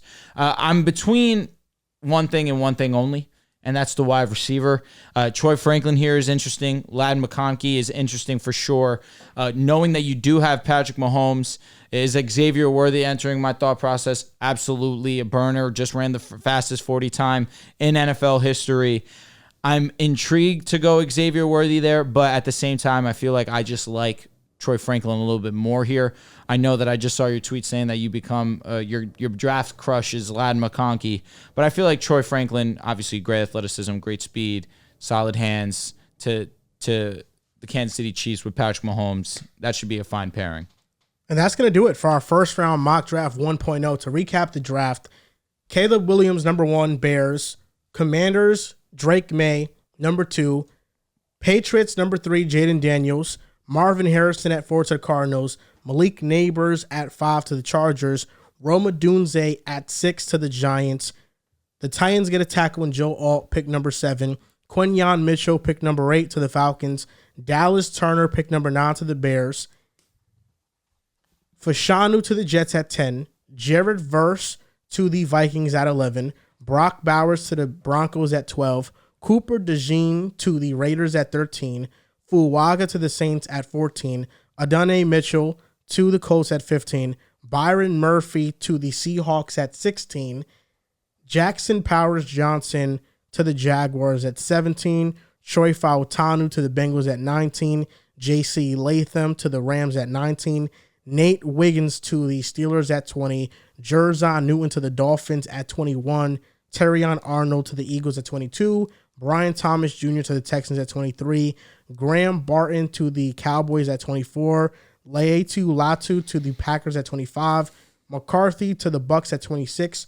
Armarius Mims to the Cardinals to 27. Keon Coleman to the Bills at 28. Kool-Aid McKinstry to the Lions at 29. Tyler Guyton to the Ravens at 30. Chop Robinson to the 49ers at 31. And Troy Franklin to the Chiefs at 32. And fellas, it's going to do it for our mock draft. I got to say, I like it a lot. Again, my only regret is not taking Chop at 26, but even still, I can justify that with the idea that at quarterback, you can't play games. But Chop is definitely going to be one of those guys to look out for on draft day. I think we'll slowly but surely see his stock go up. But I think we did a great job. And now on Twitter, we posted a tweet. Mock draft on the pod today. Drop some draft-related questions and we'll answer. John Tortorelli, first question up. How fair is that he gets first question? Whatever. Best Jaden Daniels destination? The Falcons. That's easily the best. You have Drake London, you have Kyle Pitts, you have Bijan Robinson. That's the best location for him to go to. But it's not realistic, honestly. I don't see him falling to 8. I think the Falcons is the best too. That is, the Giants also intrigues me that he could sit for a year. Mm-hmm. They could get some more pieces offensively, and then you could have Brian Dable as your head coach. But I don't think the Giants would take him at 6. New York Knicks 04 goes, should the Broncos trade up or stay at 12? Trade the fuck up. Trade up. I'm begging you. Trade up. Get me Jaden Daniels. Get me Drake May. I'm begging One you. of those two. One of those two. No JJ, no Bo Nix. If we trade up for JJ and Bo Nix, I'll be fuming. We can stay at 12 and get Bo Nix and or JJ. Jai Sports Takes goes, will the Falcons trade up in the draft? I think if they get Kirk, no. If they don't, I think they'll be ultra aggressive. Do you think they'll sign Kirk before the draft? Yeah. Yeah. Okay, sweet. Okay. Yeah. Yeah, I think he gets scooped up pretty easy. I think the Falcons stay at 8, though. I don't really see a world why they would have to move up. Like, is there a player, like we took Quinyon Mitchell here, who, again, it's not like it's a super huge need. Like, they need this position outside of quarterback right now. But again, if the draft starts with Caleb, May, and Daniels, I don't see any reason to move up. When does free agency open? I apologize. It opens week, I next think. week. Oh, Yeah. sweet. Oh, yeah, he'll definitely get 13th signed. or What am I 14th? saying? A Slime goes, thought on the Chargers trading back to accumulate more picks for the new regime. Yeah, we were just talking about that. We did just speak about it. I feel like at the pick that they're at, they can get an unbelievable player. I understand what you're saying. They have holes. They definitely can address that by trading back. But I think you stay there. You take one of the best wide receiver options available, and at worst, you take the best offensive lineman available in Joe Alt. They want to be a run-heavy team. They've mentioned that multiple times. So if you're sitting at 5, I think it's more likely you would go offensive line, go with Joe Alt for Shanu, whoever your pick is, or a trade down rather than taking a receiver. But a receiver is the most fun, and if you have Justin Herbert, I'm not mad if you take a Malik Neighbors or Roma Dunze, because you know down the line you're going to have issues at receiver. Gabe Weezy wants us to reminisce on a bad time in the draft. What have been y'all's prospects that you were so sure were going to hit but never did? Treylon Burks, Trey Lance. Interesting. Zach Wilson. Which was one of my guys that really didn't hit? Jameson was number 1 wide receiver. I guess, I will say he was the one that did come to mind, but I still think he's going to be good. So that's why I didn't say him immediately. That's a TBD. Because I really like Rachaad White coming out. He's been awesome. I really like Chris Olave. He's been awesome. That's tough. Let me sit on that one. I'm definitely not perfect when it comes to scouting. Because Jameson obviously hasn't I blossomed thought yet. Bryce But I Young still was going to believe. be good. He was in an impossible situation. Bryce could be that one for me.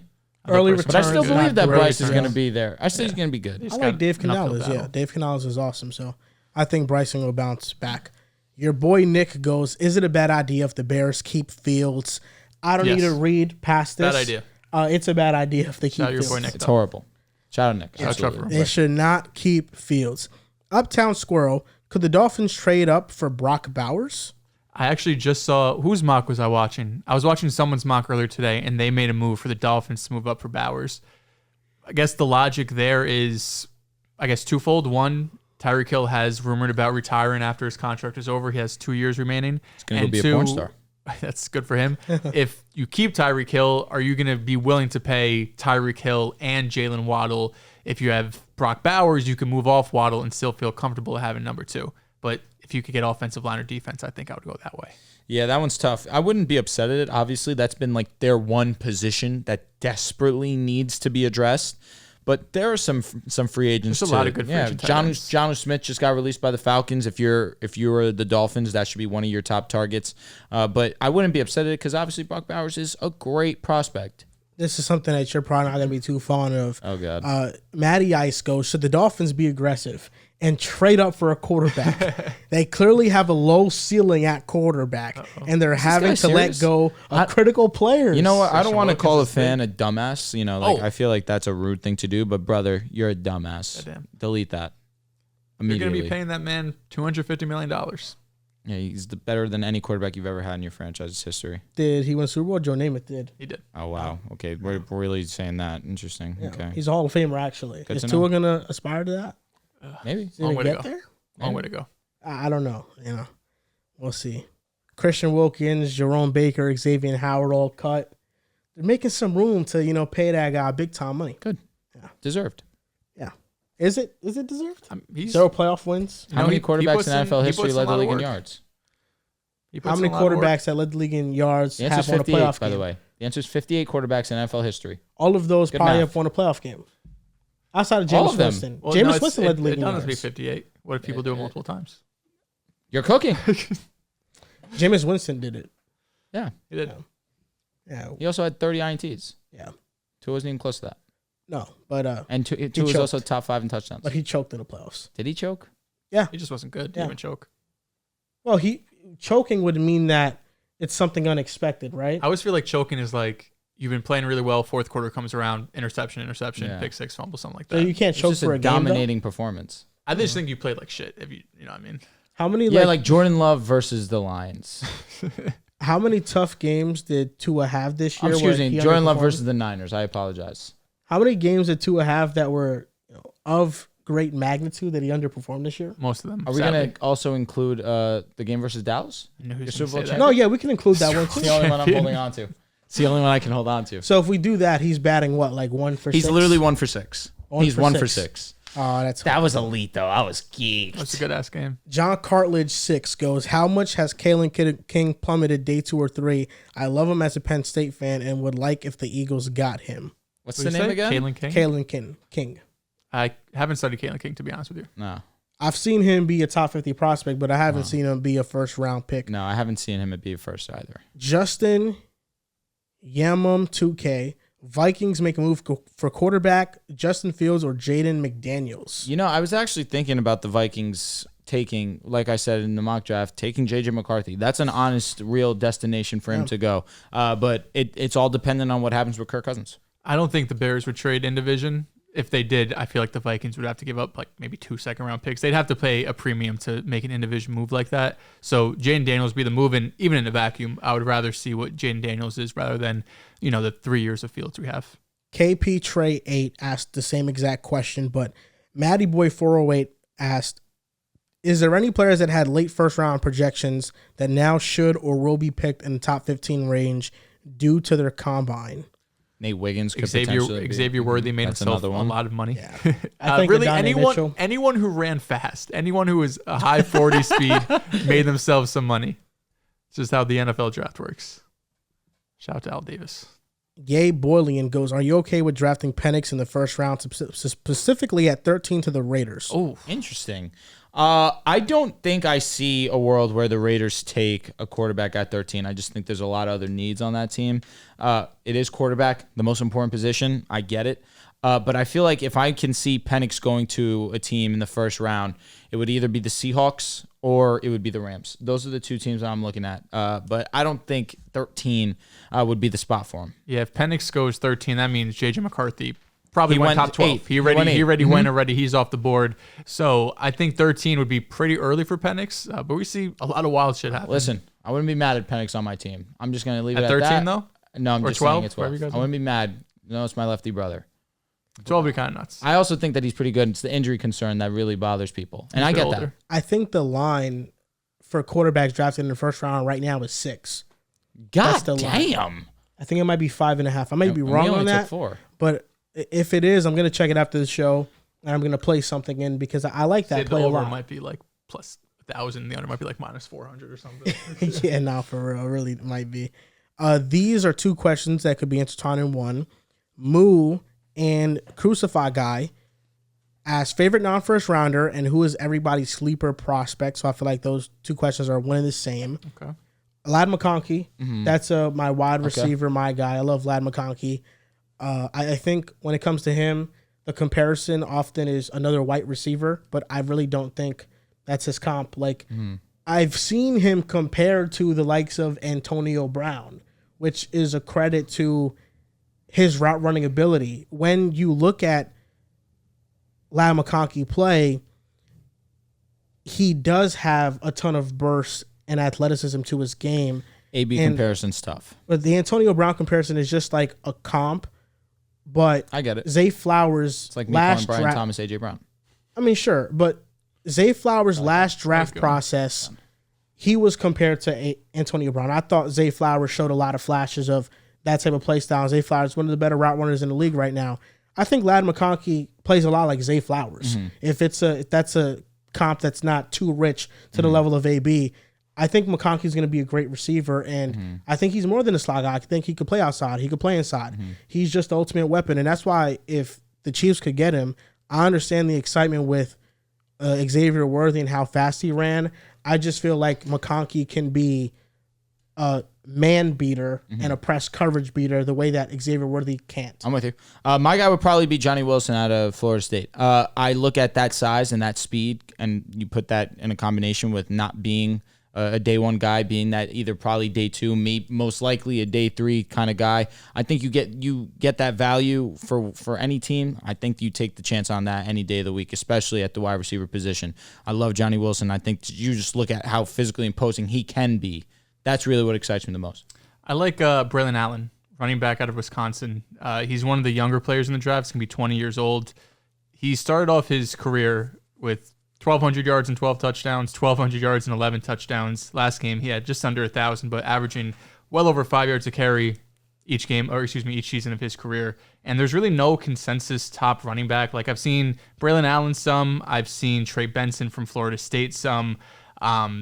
Blake Corum's gotten some love. Jonathan Brooks. I still have to scout like all of these guys. I haven't done a ton of the running backs. I knew none were going in the first round today. But Braylon Allen is someone that I've seen play before, and he's really good. He's strong. He's like 240. He actually came in at like 238 at the combine. I think his listed weight was in the 240s. And this is the last question. Day Stay Lit goes, with the Seahawks cutting Jamal Adams and Quandre Diggs, who would be the new name as far as defensive backs that can be potential replacements within the draft? Nate Wiggins is immediately the one that comes to mind. Terrion Arnold's another one that comes to mind. I feel like that's a realistic two guys that could stay there. Taken? Did I draft for them? I think you drafted an interior defensive lineman or a tackle. Oh, did I take Byron Murphy? You did take Byron Murphy. Byron Murphy. I still think that's a great pick because they're not going to re-sign Leonard Williams, and that's who they traded a third-round pick, I believe, for. I don't think the Seahawks have a dire need at secondary.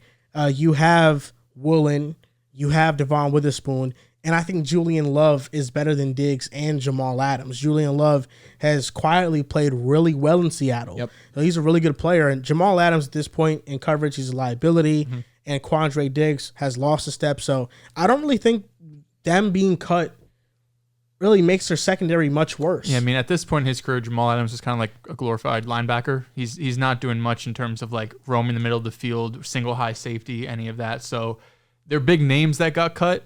But like you mentioned, Julian Love was clearly better, I think, than both of them last season. So you still need a replacement. You still need a second safety because Kobe Bryant really hasn't done anything up to this point in his career. Franchise tag deadline recap. Now, there were 8 players tagged during the franchise tag deadline. T. Higgins before the deadline. Mm-hmm. Michael Pittman Jr. was tagged. Brian Burns, Josh Allen, L'Jarius Sneed, Jalen Johnson, Justin Matabuke, and Antoine Winfield. And Kyle Duggar got the transition tag, which means that the franchise tag is you get top 5 paid annually at that position's value. Transition tag is you get paid like a top 10 player at that position. So that's the only difference. And then we saw players that were great that didn't get tagged, like Christian Wilkins, Test in open market, Saquon Barkley, and Mike Onwenu from the Patriots. So a lot of great players in free agency, a lot of great players got tagged as well. So I think I've said this on other shows that we've had, franchise tag can eat it. I don't like it personally. I really enjoy the player movement part of the NFL, and this kind of just gives the organization a lot more leeway when it comes to having these players stay on their team. Like you look at the Kansas City Chiefs, they were able to franchise tag Chris Jones last season. Now going into this season, they're able to franchise tag L'Jarius Sneed. It's just you have two of the best players arguably at their positions, where you have Chris Jones being one of the most impactful defensive players in the league, and you can argue that L'Jarius Sneed was the best coverage corner last year. And so it's just a little bit of a cop-out that you're able to extend players to play on your team a long time, but these were all to be expected, to be honest with you. T. Higgins, I would have loved to see him test the open market, bring another team great value at the wide receiver position. The Panthers immediately are one that come to mind that desperately need a wide receiver. Of course, the New York Football Giants, who we look to, that we are assuming they go and they address that at the NFL draft. But it's all things that we expected. At the Antoine Winfield getting tagged, that was to be expected. Matabuke getting tagged, that was to be expected. None of these moves shocked me, really. The one that will be interesting is seeing where Saquon Barkley goes, of course. That's the one that I'm keeping my eye out on, because when you understand his situation with the New York Giants, it was last season, he was the offense. He had to do so much with the football in his hands, whether it was rushing or receiving, and there was really not much that he could do. The season before that, 2 seasons ago, when he did have Daniel Jones for a full season, and there was at least some kind of disguise that they could do, we saw how effective he could be on the ground, where he rushed for over 1,300 yards. Now, in this offseason where we see running backs as undervalued as they are, or not valued at all, I should say, it's going to be interesting to see a player of Saquon Barkley's talent and where he's going to land. I'm assuming it is the Houston Texans. And if you add a player of his caliber with his versatility, not only as an elite rusher, but as an elite pass catcher as well, it's going to add to someone's explosive offense. If he goes and signs with the Miami Dolphins, we're going to be talking about, again, the Miami Dolphins being a top 2 offense in this league. But it's going to be interesting to see how these running backs, how their lack of value transitions to a team hitting a lick on a great star player. I mean, I think with the running back market, you look at the amount of free agents there are. Henry, Saquon, Pollard, Josh Jacobs. Maybe we could throw Eckler in there. Gus Edwards. I throw Gus Edwards. That's what I was just about to say. And there's a lot of talent. J.K. Dobbins. I'm telling you, that's going to be really the sneaky pickup of the year. You just reminded me of Zach Moss. That's another one. Yeah. Great job. Just reminded me of Zach Moss. I think there's a lot of great running backs on the market, and we'll see, but I think it just reflects their value. The franchise tag thing, I don't totally dislike it. I don't. I understand the player movement argument, but sometimes it works and benefit for both sides. I think in the T. Higgins argument, it works for him because T. Higgins, we know, was going to be one of the top receivers on the market, but he just had his worst career season. And when you franchise tag somebody, you're paying them at a premium for that 1 year. I don't know if T. Higgins is getting $22 million annually on the open market after his injury history and his performance this past season. And it also saves some teams from paying players long term. If the Giants would have franchise tagged Daniel Jones, they'd be in a great position right now. Mm-hmm. Well, the Giants fucked up that whole situation from the start. Didn't pick up the 5th-year options where it starts. I mean, to be fair, up to that point in Daniel Jones' career, I don't know what the number was, but for the 6th overall pick, it would have been probably close to $20 million for that season. And I do feel like for most of these players, there is a want to get a long-term extension done. I think Jalen Johnson with the Bears, Matabuke, but the thing with the NFL is that the salary cap is real. So if you don't have the money, you can't just like NBA. If I don't have the cap, I can just go over it if they're on my team and sign them back. In the NFL, it's not that way. So everything has to be meticulous in this kind of format. So, but I understand your gripes with it. I do. And I think we talk a lot of people who got tagged, like you mentioned, are expected, but I think there still were some players who were let go that weren't expected. Mm-hmm. Although Christian Wilkins, we knew it would have been tough for the money to work. That's going to be a big piece to Miami's defense. You lost, of course, Vic Fangio earlier in the season. Mm-hmm. I don't think that could go unnoticed. And now Christian Wilkins, who, probably your best, if not your second best defensive player. Jalen Ramsey was sensational. That's going to be a big loss. Tyron Smith, he's been such a staple there for the Cowboys at left tackle. And I'm interested to see which one of these players, if any, end up getting traded.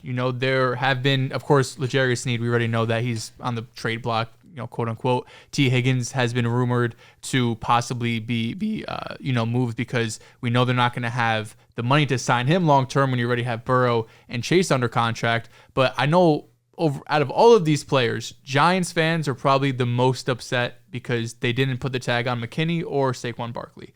I think a lot of them were expecting at least one or at least a transition tag where, you could get a draft pick if another team signs him at like a reduced salary. But the fact that the Giants didn't put the tag on either of these players makes me think they're going to go in different directions on both of these guys. I think Saquon Barkley opened at like -200 to go to Houston. There's been rumors at multiple different places, including Miami. I've seen the Ravens in the past, a whole bunch of different spots. But it's really those players that have been foundational players for these teams like Saquon and Tyron Smith who are going to be in new homes next year. L'Jarius Sneed, out of all the players that got franchise tagged, I think he's getting traded. Off the history that I know from KC, they replace positions better than any team in the NFL right now. When Charvarius Ward left and went to the San Francisco 49ers, they drafted Trent McDuffie. Where they sit right now, they could draft a receiver, a defensive back. But I look at a team in the Detroit Lions who have a late first-round pick who could trade that pick for L'Jarius Sneed. The Lions get a stout, all-level, all-pro cornerback L'Jarius Sneed, and then Casey gets another pick in the first round, and they can use that pick to draft a corner and start replacing L'Jarius Sneed, because I think what's most important right now for them is signing Chris Jones. Without Chris Jones, I mean, this dynasty they have is non-existent. Yeah, sorry. The other player I'm interested to see what happens is Bryce Huff, because I sent you a tweet the other day. Connor Hughes, who's a Jets insider, works for SNY, said that the word around the combine was that Bryce Huff was probably going to get 13 to 15 million compared to like the 18 to 20 plus million we've heard elsewhere. His his franchise tag number would have been north of 20. I think it'd been 22 million, whatever Josh Allen, those guys got. He would have been around that. And we knew the Jets weren't going to do that, because if you would have franchise tagged him, your cap situation this year would have been really shaky. Cut in half. Yeah, even after the restructures, even after the cap going up, that number would have had a huge impact on their number in 2024. For sure. So if he's able to come back at that 13 to 14 million, that feels like a steal. Now, we'll see what actually happens on the open market, because he's one of the best edge rushers available. Of course, you saw Josh Allen get tagged. But Bryce Huff is... And it puts the Jets in a weird position, because you just drafted Will McDonald. Of course, you have Jermaine Johnson. You've invested in Quinnen Williams. Are you going to invest even more in the defensive line when you already have all of these holes on offense? Because on one side, there has been legitimately in our lives, probably on two hands, maybe one hand, the amount of players we've drafted or signed out of undrafted free agency and developed and turned into stars. There have not been a lot. Bryce Huff is one of those dudes. So Joe Douglas has the chance to kind of reward his players in a sense and say, if you come up through us and you're able to develop with us, we'll reward you at the end. But on the other hand, this team has so many holes offensively that are you willing to invest even more in your defensive line when you have a boatload of talent? And the one thing Robert Saleh has been able to do is develop this defensive line talent. You could take a guy in the third or fourth round. Of course, he won't be Bryce Huff this season, but that's someone that could replace him down the line potentially. There are three players at the top of their position that all came from the Jets: Bryce Huff, Blake Cashman, and Frankie Louvu from the Panthers. Three guys. Frankie Louvu was awesome with us in like the short amount of time that he did play. It took Cashman a while to really pop. I mean, he's like 30, isn't he? Nah. He has to be younger. Am I bugging? Yeah, I think he's 27. 27, okay. Yeah, 3 years away from 30. I will say the biggest winner from the franchise tag deadline, I think, was Calvin Ridley. T. Higgins gets tagged. Michael Pittman gets tagged. Mike Evans gets extended. He's the number one dog. Ridley is the best wide receiver on the market right now. And his agent is salivating because he can now have more leverage walking into negotiations. And good for him, you know. I hope he does land in a good situation. I think it's going to be Carolina. I think Carolina's going to be that situation for him. And I think with Bryce Young and him, it'll be a good connection. No, immediately. You need to address the wide receiver position at any cost if you are the Carolina Panthers. You can't have it where Jonathan Mingo comes in and he's your wide receiver one, or Adam Thielen at that age is your wide receiver one. Or is Adam Thielen even going to be on the team? I don't even know at this point in time. But understanding that they desperately need a wide receiver, and all the conversations were centered around T. Higgins potentially being that replacement. But now it's going to be Calvin Ridley. And although there's not the same longevity in that deal, where obviously T. Higgins is younger than Calvin Ridley, you just want Bryce to have a reliable, consistent option. Is he going to be on the team? Yeah, it was a 3-year deal. Oh, okay. I wasn't sure. Next year. But okay. Yeah, so Adam Thielen as wide receiver too. At that age, not great still, but at the same time, he wasn't bad for Bryce in year one. You just want to put any type of talent around Bryce to make him at least somewhat comfortable and confident in year two. Helps all the receivers. Hollywood Brown, Gabe Davis, Darnell Mooney, Tyler Boyd. There's just not going to be a true, like the true number one is going to be Calvin Ridley, who I think people even question, can he be a legitimate number one receiver on a team? So all of those guys, those second or third tier options now all get bumped up a level. This week in the NFL, I just wanted to highlight some important cuts that were made. The Bills went on an onslaught. They cut Jordan Poyer. They cut Mitch Morse, Tre'Davious White after the injuries that he's been battling with the last couple of seasons. The Jaguars cut Fatakazi, Darius Williams, Rayshon Jenkins. We mentioned earlier on the pod, the Seahawks cut Jamal Adams and Quandre Diggs. Yeah, I think out of all these teams that made major cuts, the Bills, I've seen a negative reaction to what they did. But I don't think it's that big of a deal. I think Mitch Morse, he's a solid center. Yeah, they're big names, but at this point in their career, not big-time players. You look at the Bills secondary, Christian Benford is young. He's really good. Teron Johnson, one of the best slots in the league. I think I'm forgetting somebody else. I don't know who else I'm forgetting. They still got Micah Hyde, or I think Micah Hyde's a free agent. Yeah. Dane Jackson, who can do a good job filling in.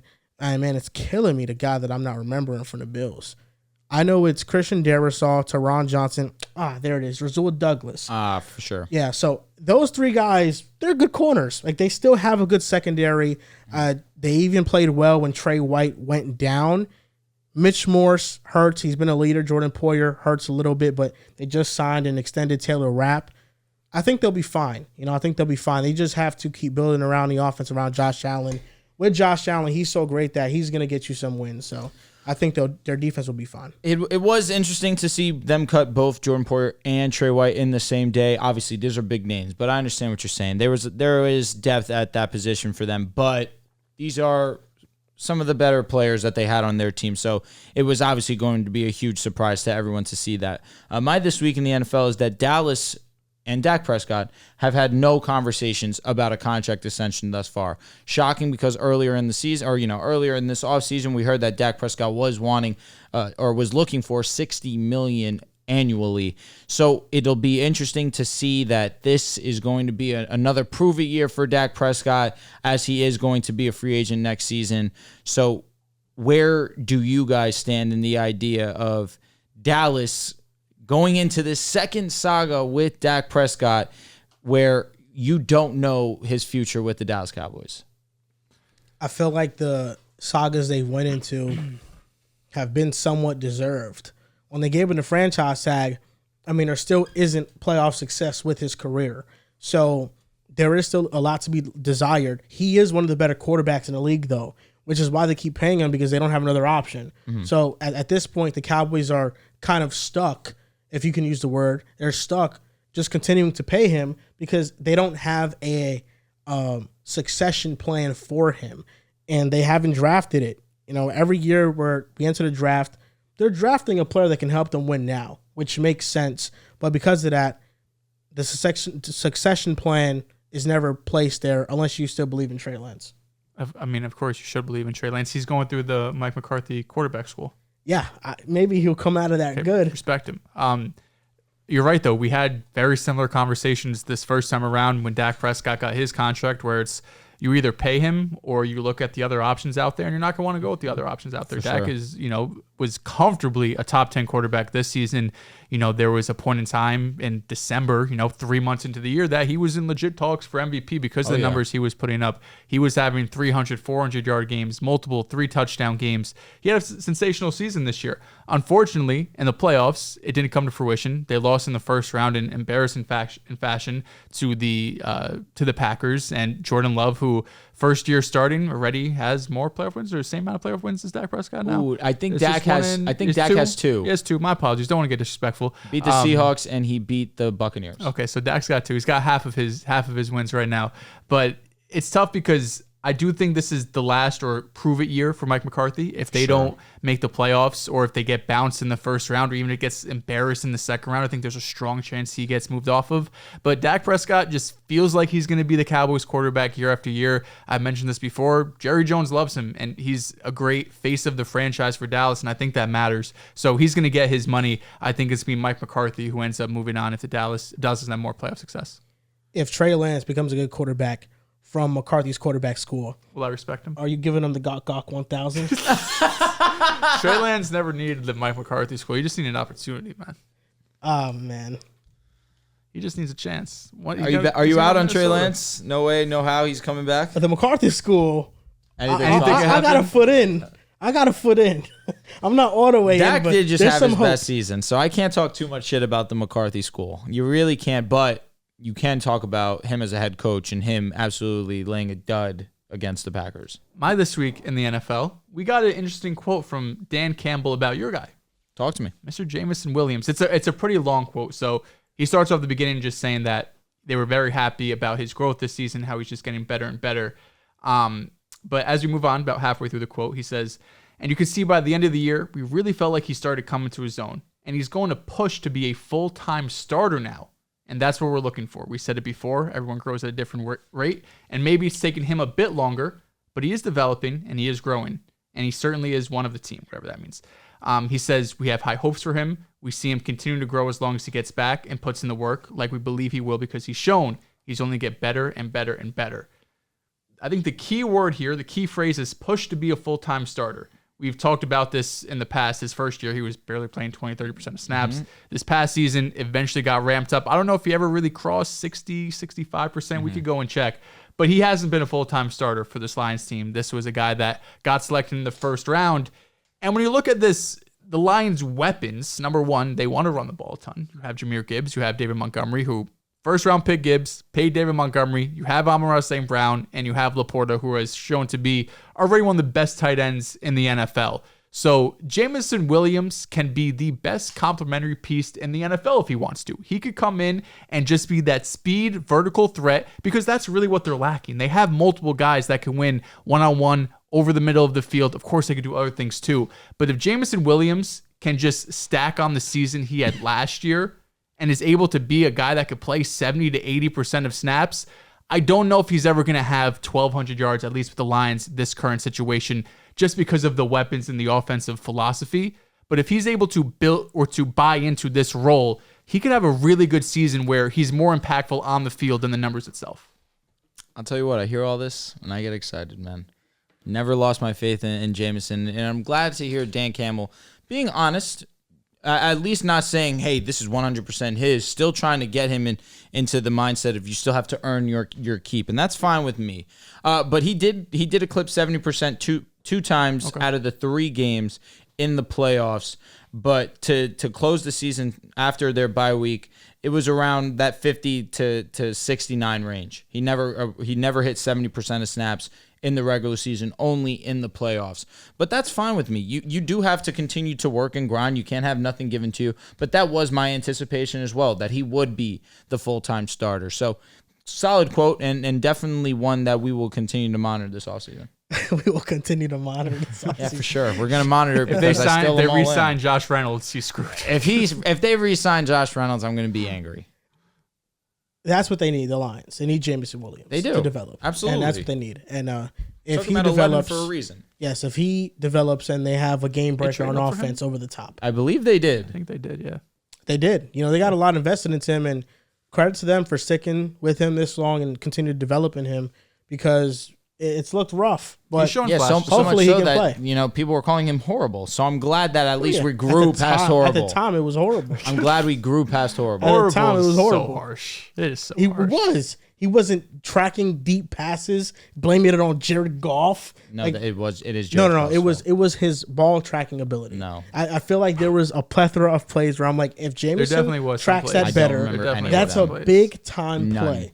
Zero. All I am but is he also honest. just wouldn't get targeted a ton, which that could do with chemistry. That could do with maybe Jared Goff's lack of faith in him. Well, that could do, Amon-Ra and having Sam Laporta. Gibbs and Amon-Ra is one of the greatest ever. That's another one. Love you, King. Russell Wilson in 2024, man. I'm glad this show's wrapping up. Times have fallen, how times have come, man. My heart broke the other day when he was cut, because immediately I was struck with the video on my timeline on Twitter of you saying that's your quarterback for the next 8 years. That's what he told me. He lied to me. And I said, damn. How much has it been? 2? I was like, sheesh. How many teams could Russell Wilson realistically start on in 2024? These are the teams I wrote down. The answer is 3. 3? Okay. I have 3. Are we not count? I'm not counting Bears and Commanders because they're taking quarterbacks. Oh, well, I actually... All right, so 2. The Steelers, they came out and said they're not interested. Mm-hmm. So I removed them. Oh, I did not take into account that. You didn't... Who? The Steelers. Because I still think he could start on them. That was the question. But the Steelers, they came out and said that they're not interested. They'd rather roll with Kenny Pickett and Mason Rudolph. Yeah, and that's why their franchise is dirt. And they're a pretty historic franchise. Fuck them. Yeah. I'd continue. Either way, they would have been 9-7. That's why, for me, the Steelers, I will take them out on this list, because if I know that it's not going to happen, it's not going to happen.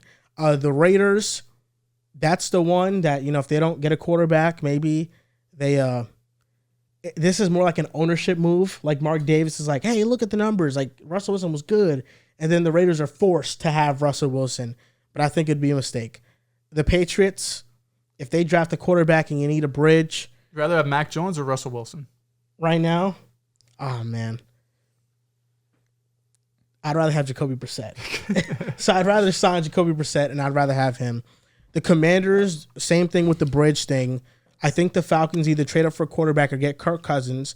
And then the Minnesota Vikings, do they get Russ? I don't know. So for me, it's really only two teams. Actually, one. It's the Raiders. That I think like day one starter, it's really just the Raiders. And I think that would be a desperation move. At this point in his career, I think he's a backup quarterback. Well, teams that he could start on, the Raiders, the Steelers, the Patriots, and the Falcons. Those are the teams that he could start. We're not saying the Giants because of Daniel Jones' contract. Correct. Okay. Even though you think like between Russell Wilson and Daniel Jones, I would take better? Daniel Jones. Okay. Wow. Times have really fallen. I don't really care. I had the Giants on my list. I think it's close. He could start on the Giants. Tyrod Taylor or Russell Wilson?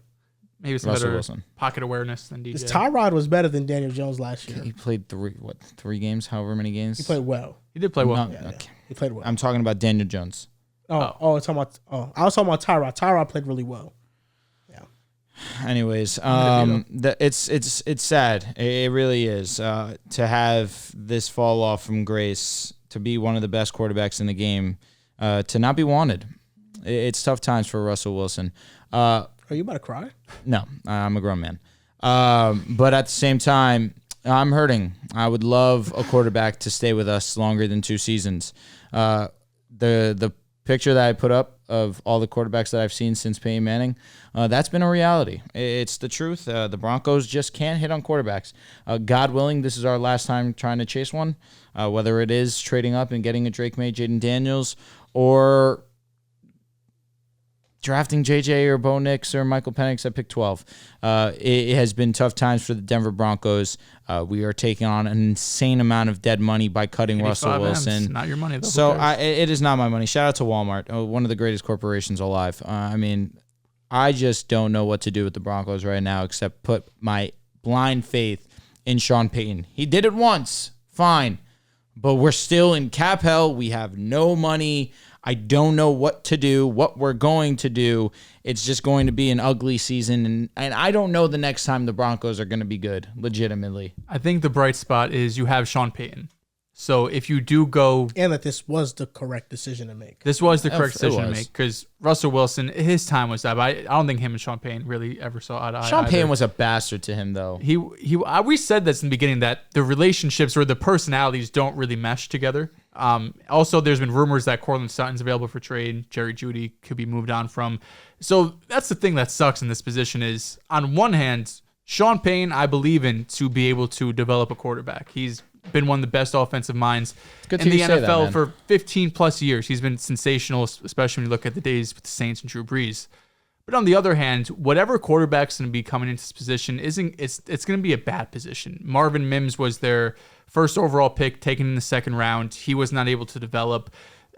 Sean Payton had some very interesting words about him too, just talking about him as a returner and saying, well, Jerry Jeudy plays his spot. So if Jerry Judy's back, I don't think we're going to see a lot more of Marvin Mims on the field. And the rest of the receiving core is really beat up. Tim Patrick coming off back-to-back injuries, as I mentioned about Courtland Sutton possibly being moved on. And to save money, you got to pay Garrett Bowles soon too. So you have to make a decision on him, whether that's potentially trading him to get some more draft capital and relieving you of cap room. So whatever quarterback comes into this Denver situation, you have the head coach, but you really don't have any weapons around him. And I don't think everything's even, but I look at this past draft class where we were talking about Bryce Young and CJ Stroud and who's in a better position. And I favored Bryce Young because I believe in Frank Reich. I believed in the offensive staff and the coaching they had around him, but the weapons around him were pretty terrible. I probably overlooked that, and we saw how terrible Bryce Young looked. Now, give Bobby Slowick and the Texans credit because they overperformed, I think, everybody's expectations. Oh, yeah. But the Broncos are really starting from scratch now. You brought in Sean Payton last year. Maybe it felt like 1 year you could compete, but this really feels like a complete rebuild. So I think it was the right move to move off of Russ. I had 4 teams on my list: the Pats, Steelers. They're not, going after them anymore. The Raiders and the Falcons. I think Russ can go on a team and kind of do what he did for the Broncos, where statistically it'll look fine. I think he can complete around 66% of his passes. I don't think he's going to put the ball in harm's way a ton, but it's going to be a lot of checkdowns. It's not going to be a ton of explosive plays. He's going to have some mobility. He's going to make magic happen once in a while and be like, oh my God, this Russ is back. But over the course of 17 games, it feels unrealistic that he could lead a team into the playoffs. The grass ain't always greener on the other side. And Russell Wilson is ending to Seattle in that tenure. He went to the owner and he wanted their GM and he wanted Pete Carroll fired because. Do you think he wanted Pete fired? No, that's what was been reported. It was reported, no, but that was true.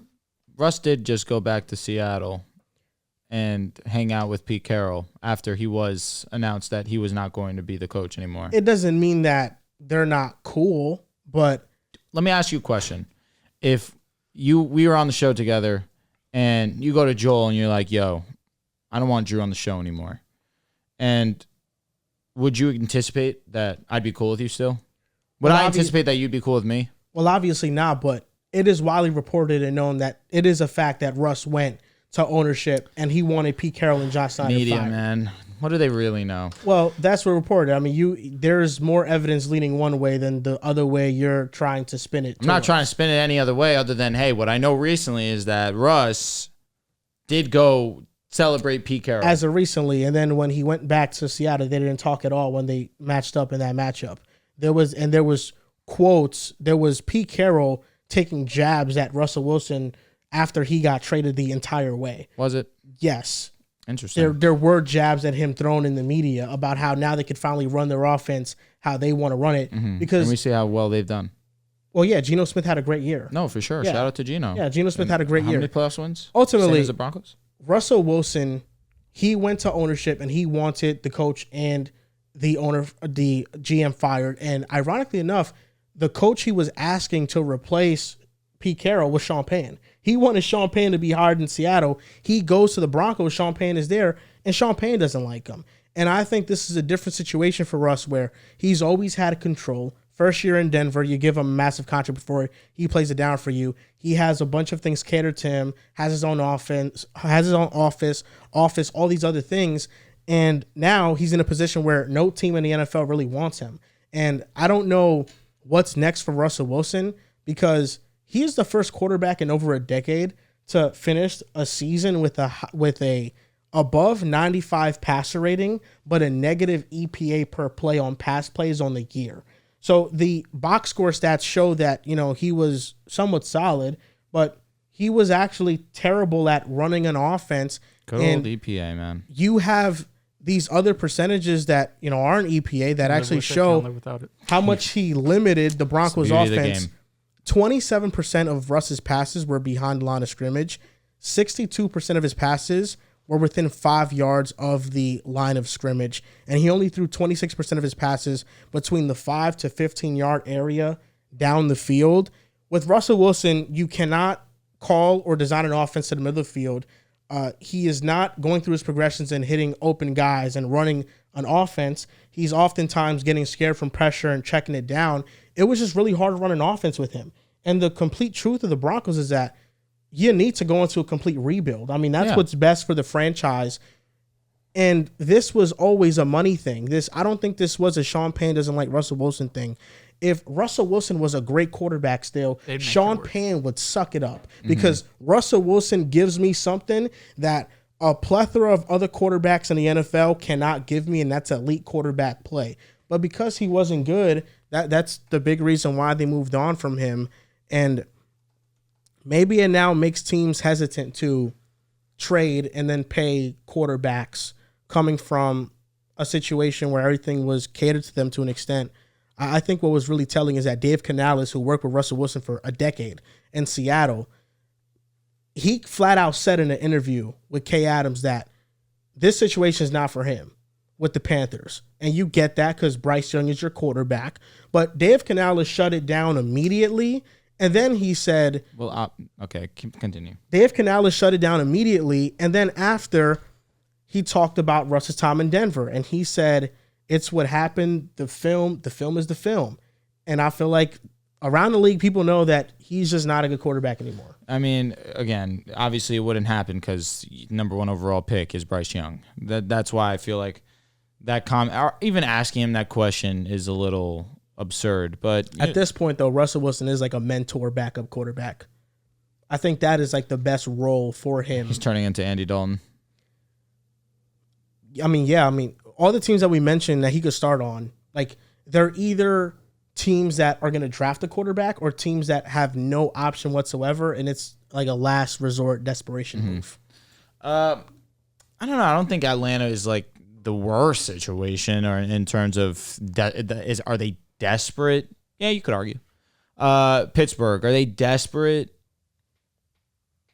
You can make the argument. Patriots, desperate. Most definitely. They are a desperate team.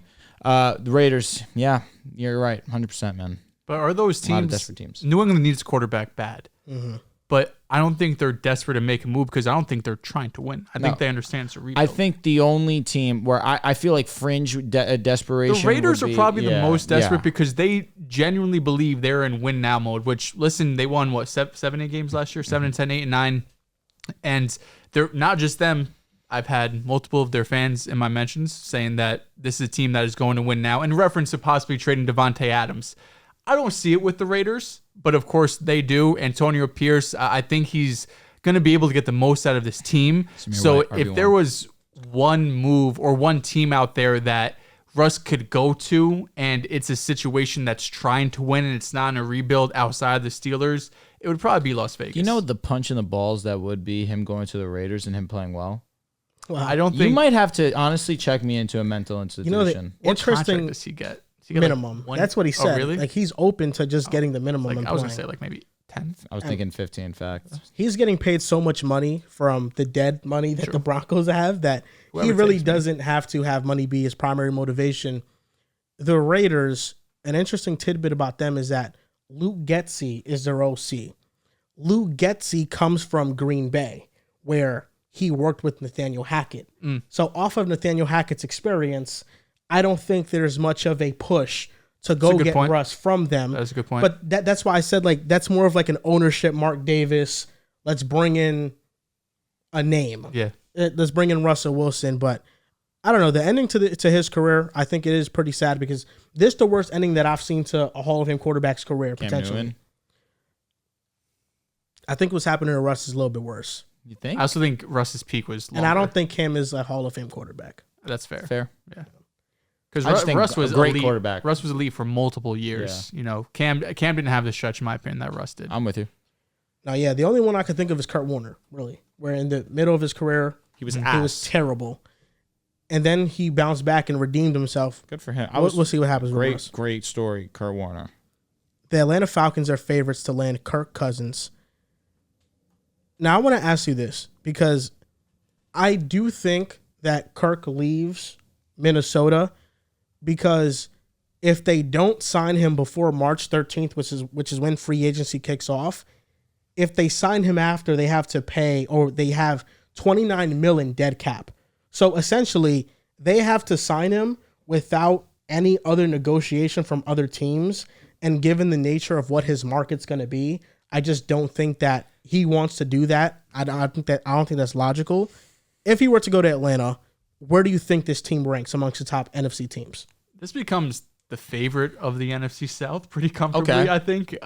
They damn near almost won this division this past season. That was with Desmond Ridder and Taylor Heineke. I listed my top 7 teams in the NFC. I think there's only 2 teams I'm comfortably putting over them. Those are two teams that met in the NFC Championship game. The 49ers and Lions, to me, are, even with Kirk Cousins, better than the Falcons. For sure. The next 2 teams I would still have over them because I think both quarterbacks are better, and I trust they've both had success.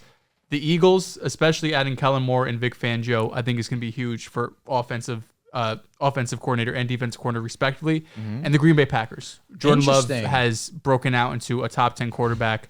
I believe in Matt LaFleur. I've always been a fan of his. These receivers and tight ends are going to be another year into this system. And then I would have the Falcons at 5. Where are the Rams? I would have the Cowboys at 6 and the Rams Lord at have 7. mercy, brother. The Rams at 7? I would.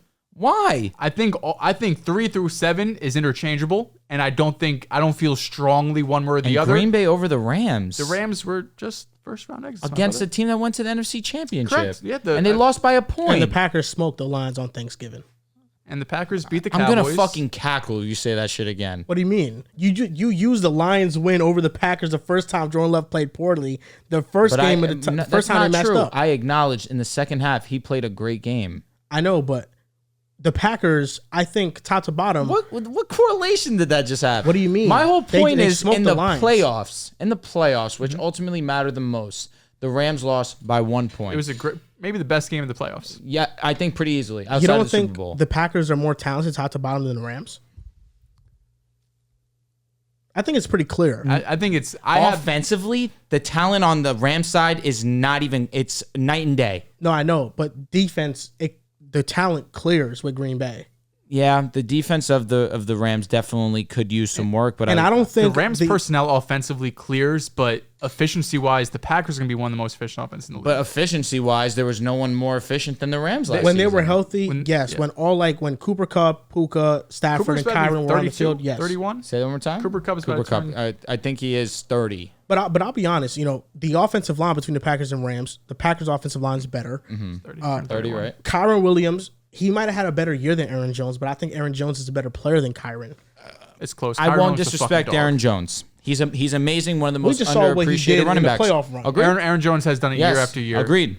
But he's getting up there in age. And then receiver, we know that's a clearing, of course. But they got dudes, Jaden Reed, Romeo Dobbs. They got a lot of players. Dontavian of course, not Wicks. Puka, not Cooper Kupp. I understand. No, Dontavian Wicks. The breakout is real, brother. The breakout is real. All right, so he'll. We could more yards than Jameson Williams next year. I'm confident in that. That's a good one. That is a good one. I'll wait till we see if Josh Reynolds gets re-signed or not. He's scared. I need to make sure Josh Reynolds doesn't come back. He's still the third option. Josh Reynolds just makes him the fourth option. Yeah, and that's where I don't want to see that. But Dan Campbell said he could compete to be a full-time starter. Dontavian Wicks is what option for Green Bay? Who knows? Sometimes he's number one. Sometimes Green number Bay 6. is all over the place with their options. Yeah, I think Jaden Reed. Well, Christian Watson, when healthy, probably is number one. I don't even think that's true, bro. At this point, I don't know, he's man. He's probably the most talented. Yeah, that's correct. But Jaden Reed probably is my favorite of the bunch. Jaden Reed, I think, he just has a lot going for him right now. Dontavian Wicks is a good player himself. I also think just the Rams are, not that the window's over, but they're trending down. Matt Stafford is 34, 35. Cooper Kupp is 30, going to be 31. I don't understand that. They both dealt with there isn't a injuries. gap. I don't know. Offensively, there isn't a gap. I don't think there's a Packers huge gap. I don't think there's a huge gap. Excuse me? There's not. Look at the points per game this past season. They're similar. Again, that also is in due part to Kyron missing 4 games. How many games did Aaron Jones miss? Cooper Kupp missed a lot of games. How many games did David Bakhtiari miss? Okay, but when they all were on the field together, they were the number one offense across the board. And the Packers, when all of their players were on the field outside of Bakhtiari, they lit up one of the top defenses in the NFL in the From Cowboys. weeks 9 on, Green Bay was 5th in EPA per play. The Rams were 9th. Okay, if we're going to do that, but we all understand the numbers. When we watched, when Cooper Kupp, Puka Nacua, Kyron Williams were on the field, we all saw that tweet that they were number one in essentially every statistic. But the thing is, they're both, even if you do 12 to 18, Green Bay's number 2, Rams number 4. They're both great offensively. Yeah, that's why, I don't think there's more of an argument for the clearing. Packers being better than the Rams and the Rams clearing them offensively. Yeah, I don't think it's a clearing. Matt Stafford, they have the names for sure, but Cooper Kupp offensively, I don't care about the names. Has to not me, been that it's good. not about the names. It's about the offensive output. Fine, Cooper Kupp, you could say is not the been offensive that good, output, but they is just the went. Packers. But they just went there, and now Puka Nacua is, you could argue, their Top wide receiver 6 one. receiver in the league. Okay, 7.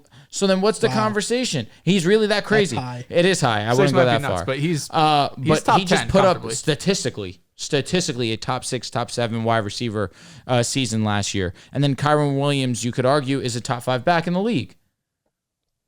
And Matthew Stafford is a top 10 quarterback in the league. The talent, I think, is fair. I think they have Jordan better Love just had a receivers. way better year I than think running Stafford. backs are close. Way better. Stafford was amazing. Jordan, they were both great. But again, there's no clearing here. That's why I just think the Packers are trending up. I think the Rams. I think the Packers defense is a lot better though.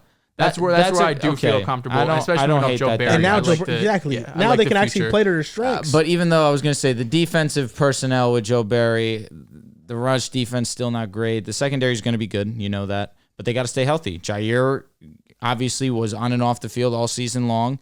They're going to look to address that in the draft this season. So obviously secondary is a need for them.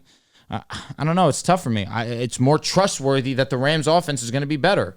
No slight. They just got to stay healthy. That's the bigger issue. What makes it Packers? trustworthy? I don't have many. Matthew Stafford is one of the more trustworthy quarterbacks. Puka Nacua, Kyron Williams. The health of Matthew Stafford and Cooper Kupp. You're but just Matthew Stafford, even though he fought through injury last season, he still played. Missed one game. This is my problem with what you're saying. You're just giving me names. What do you mean? That's not what I'm doing at all. Dehls just told me the output in the Packers. They're both extremely, and I gave you the from week whatever on. But when I told you that Puka Nacua, Cooper Kupp, Kyron Williams, when they're all on the field, are they always all on the field? Okay, but when they were towards the end of the season, okay, and say they're number one, what are the Packers gonna be like 5 at worst? Like again, regardless, my point being number one. But there's no clearing here, is what we're saying, dude. Like the Packers are one of the most efficient offenses in the league. That's what I'm saying. You're just giving me names. The output shows that the Packers but the are names, better. They are more talented. If you want to say I'm just giving you names, they're more talented. Yes, of course. That's all. So you can't just say I'm giving you names. What I'm saying, giving me names but my point is I'm saying these names is because they're more talented. Cooper Kupp has not been good. Cooper Kupp is not. Would he not be the best receiver on the Packers? No, he wouldn't. So you're going to take Jaden Reed over Cooper Kupp? No, he wouldn't. You're going to take Dontavian Wicks over Cooper Kupp? Cooper Kupp has not been good. Cooper Kupp has not been good. Oh my God, he has not been good. He was not his Triple Crown like self, but he would be the number one receiver on the Packers. That's what I'm saying. No, he would not, bro. I'm Cooper pretty Kupp is not good. He's not been playing good. Who's gonna have more yards next season, Cooper Kupp or Dontavian Wicks? Well, I think Cooper Kupp's target share will be better. So it's he will undoubtedly have a higher target share. So who's gonna have more receiving yards, Jaden Reed or Cooper Kupp? I feel like this is the disconnect, though.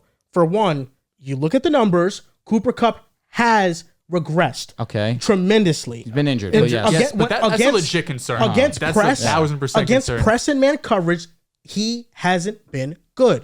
It's as simple as that. Just off this last season, correct? Because the year before. Yes. Okay, I was going to say because the year before that, he was still the same Cooper. The NFL, especially with receivers, post 30, it's really... After 30, receivers drop off. They fall off a cliff. Did Keenan not just put up his best season of his career? But those are outliers. Those are outliers. Cooper Kupp was not up there with Keenan in terms of beating press and man coverage. That is a legit concern with him. And even at his best, Cooper Kupp wasn't elite at that. He was very good, but he wasn't elite. And these injuries have caught up to him. I know what Cooper Kupp is at the peak of his powers. He had one of the greatest receiving seasons ever. We know that. Imagine that being in the conversation with Jettis and Tyreek Hill. That's how good you were. He was amazing. We know, but that's not what the case is right now. Like right now, he is far removed from that version of himself. My point being, how would you rank these 7 teams in the NFC? Where would you have the Rams and where you would have the number Packers? 1 is probably the Niners. Number 2, Detroit Lions. Depending on where we are at the start of the season, that could be interchangeable because Detroit has some money to spend. Most likely would have you had Dallas low. I had them at 6. I know that was surprising to me. I think that they look to address that defensive side of the ball this offseason too. I would probably throw Dallas 3. I would put Philadelphia 4, Rams 5, and probably Packers 6. You got the Falcons with Kirk 7. Correct. I think the Falcons defense last year was really underrated. It was really good. And the offensive players there, they could have one of the best run games in the NFL next year. And you're going to have Drake London and Kyle Pitts, who is a year plus now removed from his ACL. He has ACL and MCL, I think, was banged up. He wasn't 100% last year. I think the Falcons, if they get Kirk, could be better than the Cowboys next year. It wouldn't surprise me. The thing with the Cowboys, they could advance further in the playoffs. How about that? And that's where you got me. That's what I'll say. And that's where you got me. Because come regular season, we could probably sign it off right now. They'll probably have a better regular season record. But that's a fair argument there. I think Dallas continues to get slighted because of their playoff division woes. too. The NFC South, they could fuck around and be the 1 seed. But that. Well, I think it's that they just lost Tyron Smith. And they don't have a receiver outside of CeeDee Lamb that could do something. Well, Tyler is going to probably shift over to left tackle because he did that when Tyron was not able to play. They'll probably draft another tackle that will probably play right tackle. I think that they'll probably... It won't be as much of a concern as we may think. Losing a future Hall of Famer in Tyron, that's a huge deal. But I'm anticipating that they address the offensive line in the draft because you can use the 2nd round, 3rd round pick on a wide receiver. Not an ideal situation given the talent with these wide receivers, but you can get another player to complement CeeDee Lamb. I don't think Dallas is in the worst position. I think their defense is definitely spotty. Could probably use some extra secondary help. Their rush defense wasn't the greatest last season, but I still think you have to respect Dallas as a whole for their offensive output. Understanding CD's one of the best receivers in the game. Dak Prescott's one of the better quarterbacks in the game. Their offensive line still is going to be good. It's that receiver next to CD, but I really don't have any doubt that they'll go out there and find that complementary piece. I think the Cowboys are regressing. I do. I think Zimmer might improve their defense. Their year to regress was this season. And they had one of the easiest schedules in the NFL. So next year, it's a first-place schedule.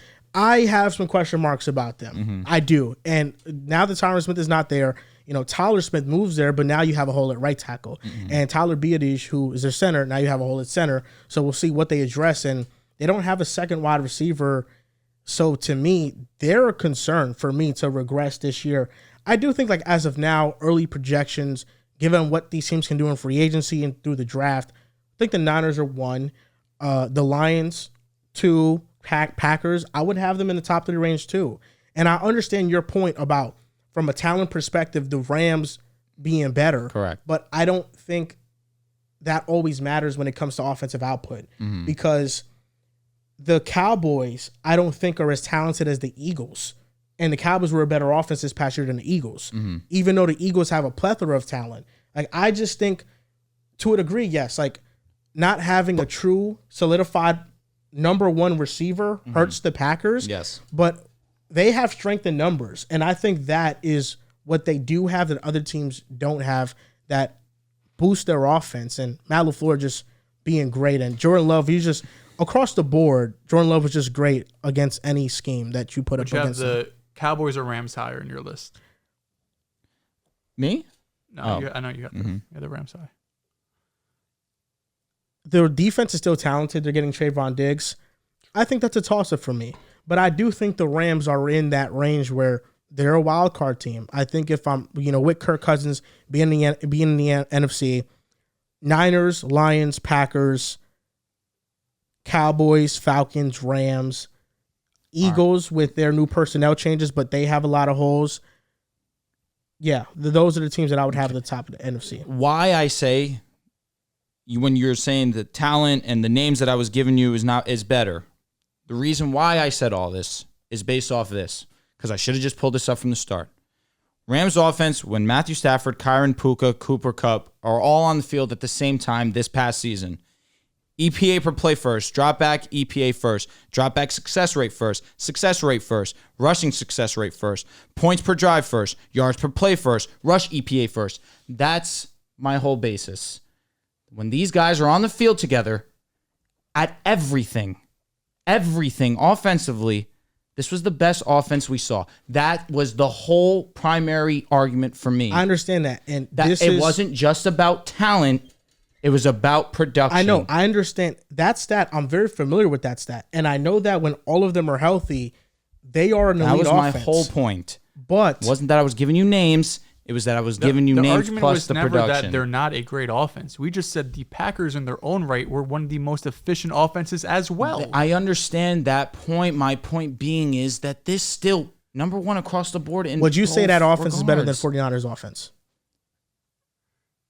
Because those stats can be number 1. If that's the case, bro, they should be running the table. No, the answer is no, because they have Deebo Samuel, they have Brandon Ayuk, they have Christian McCaffrey. I understand the Rams are one of the elite offenses. That's why the answer is no. But the thing is, with that stat, the flaw in that stat, and I think it's useful because I do think the Rams. All I care about really is success rate. That's really what's most important to me. For sure. I think all those stats matter, but what I'm saying is that when Kyron Williams doesn't play for a couple games, when Cooper Kupp has had the injury bug, when Stafford missed a game or two, that is a much lower sample size that you're drawing from. So, they're not always going to be on the field together at all times. But towards the end of the season, we saw it all click, and was a big reason why going into the playoffs, we were high on the Rams to upset the Lions. And they lost in a shootout against, you can say, a team that was less talented than them offensively. Yeah, but they also came up short on a few drives where they should have got calls that they didn't. And obviously that's the game. Yeah. You can't really just blame officiating too much. You can make plays here and there. But there was definitely moments in that game that you could have looked to see drives extended if calls were made. I just look at the Packers and the Rams, And I do think that the Packers are more talented. Whether you think the offense is more talented, because I agree with you. It's just top to bottom when you factor in the offensive line and the defense. I think the Packers do have more talent all around than the Rams. And I think there is optimism for improvement because all of their players that were good this past season are very young. Fair enough. That's where I have the most faith that it feels like development. The Rams are going in one direction, the Packers are going in another. Not saying both of them can't make the playoffs. I'll probably project both of them make the playoffs because they're going to have high-level quarterbacks and great head coaches and great offensive weapons. But it feels like the team that are all 20-somethings compared to the team that are all, or mostly, their two biggest guys, 30-somethings with an injury history. I just don't want to bank on that, be like, they're going to be the best offense in football again. The thing with the quarterback being older, that's one of those that... He's had an injury history, too, with, like, backs and nerves and shit. But more often than not, he's on the field. He missed, what, one season? Yeah. I'm going to trust him. Yeah, and if it's going to be some minor ticky-tack bullshit, he's going to play through it. Next year, Stafford or Jordan Love. Who's better? Would I be shocked if Stafford was better? No. Would I be I shocked? wouldn't be shocked either way. Okay. I think it's an argument to who's better. I do. I think it's a toss-up. We'll see. Last I saw Jordan Love, he didn't look the best.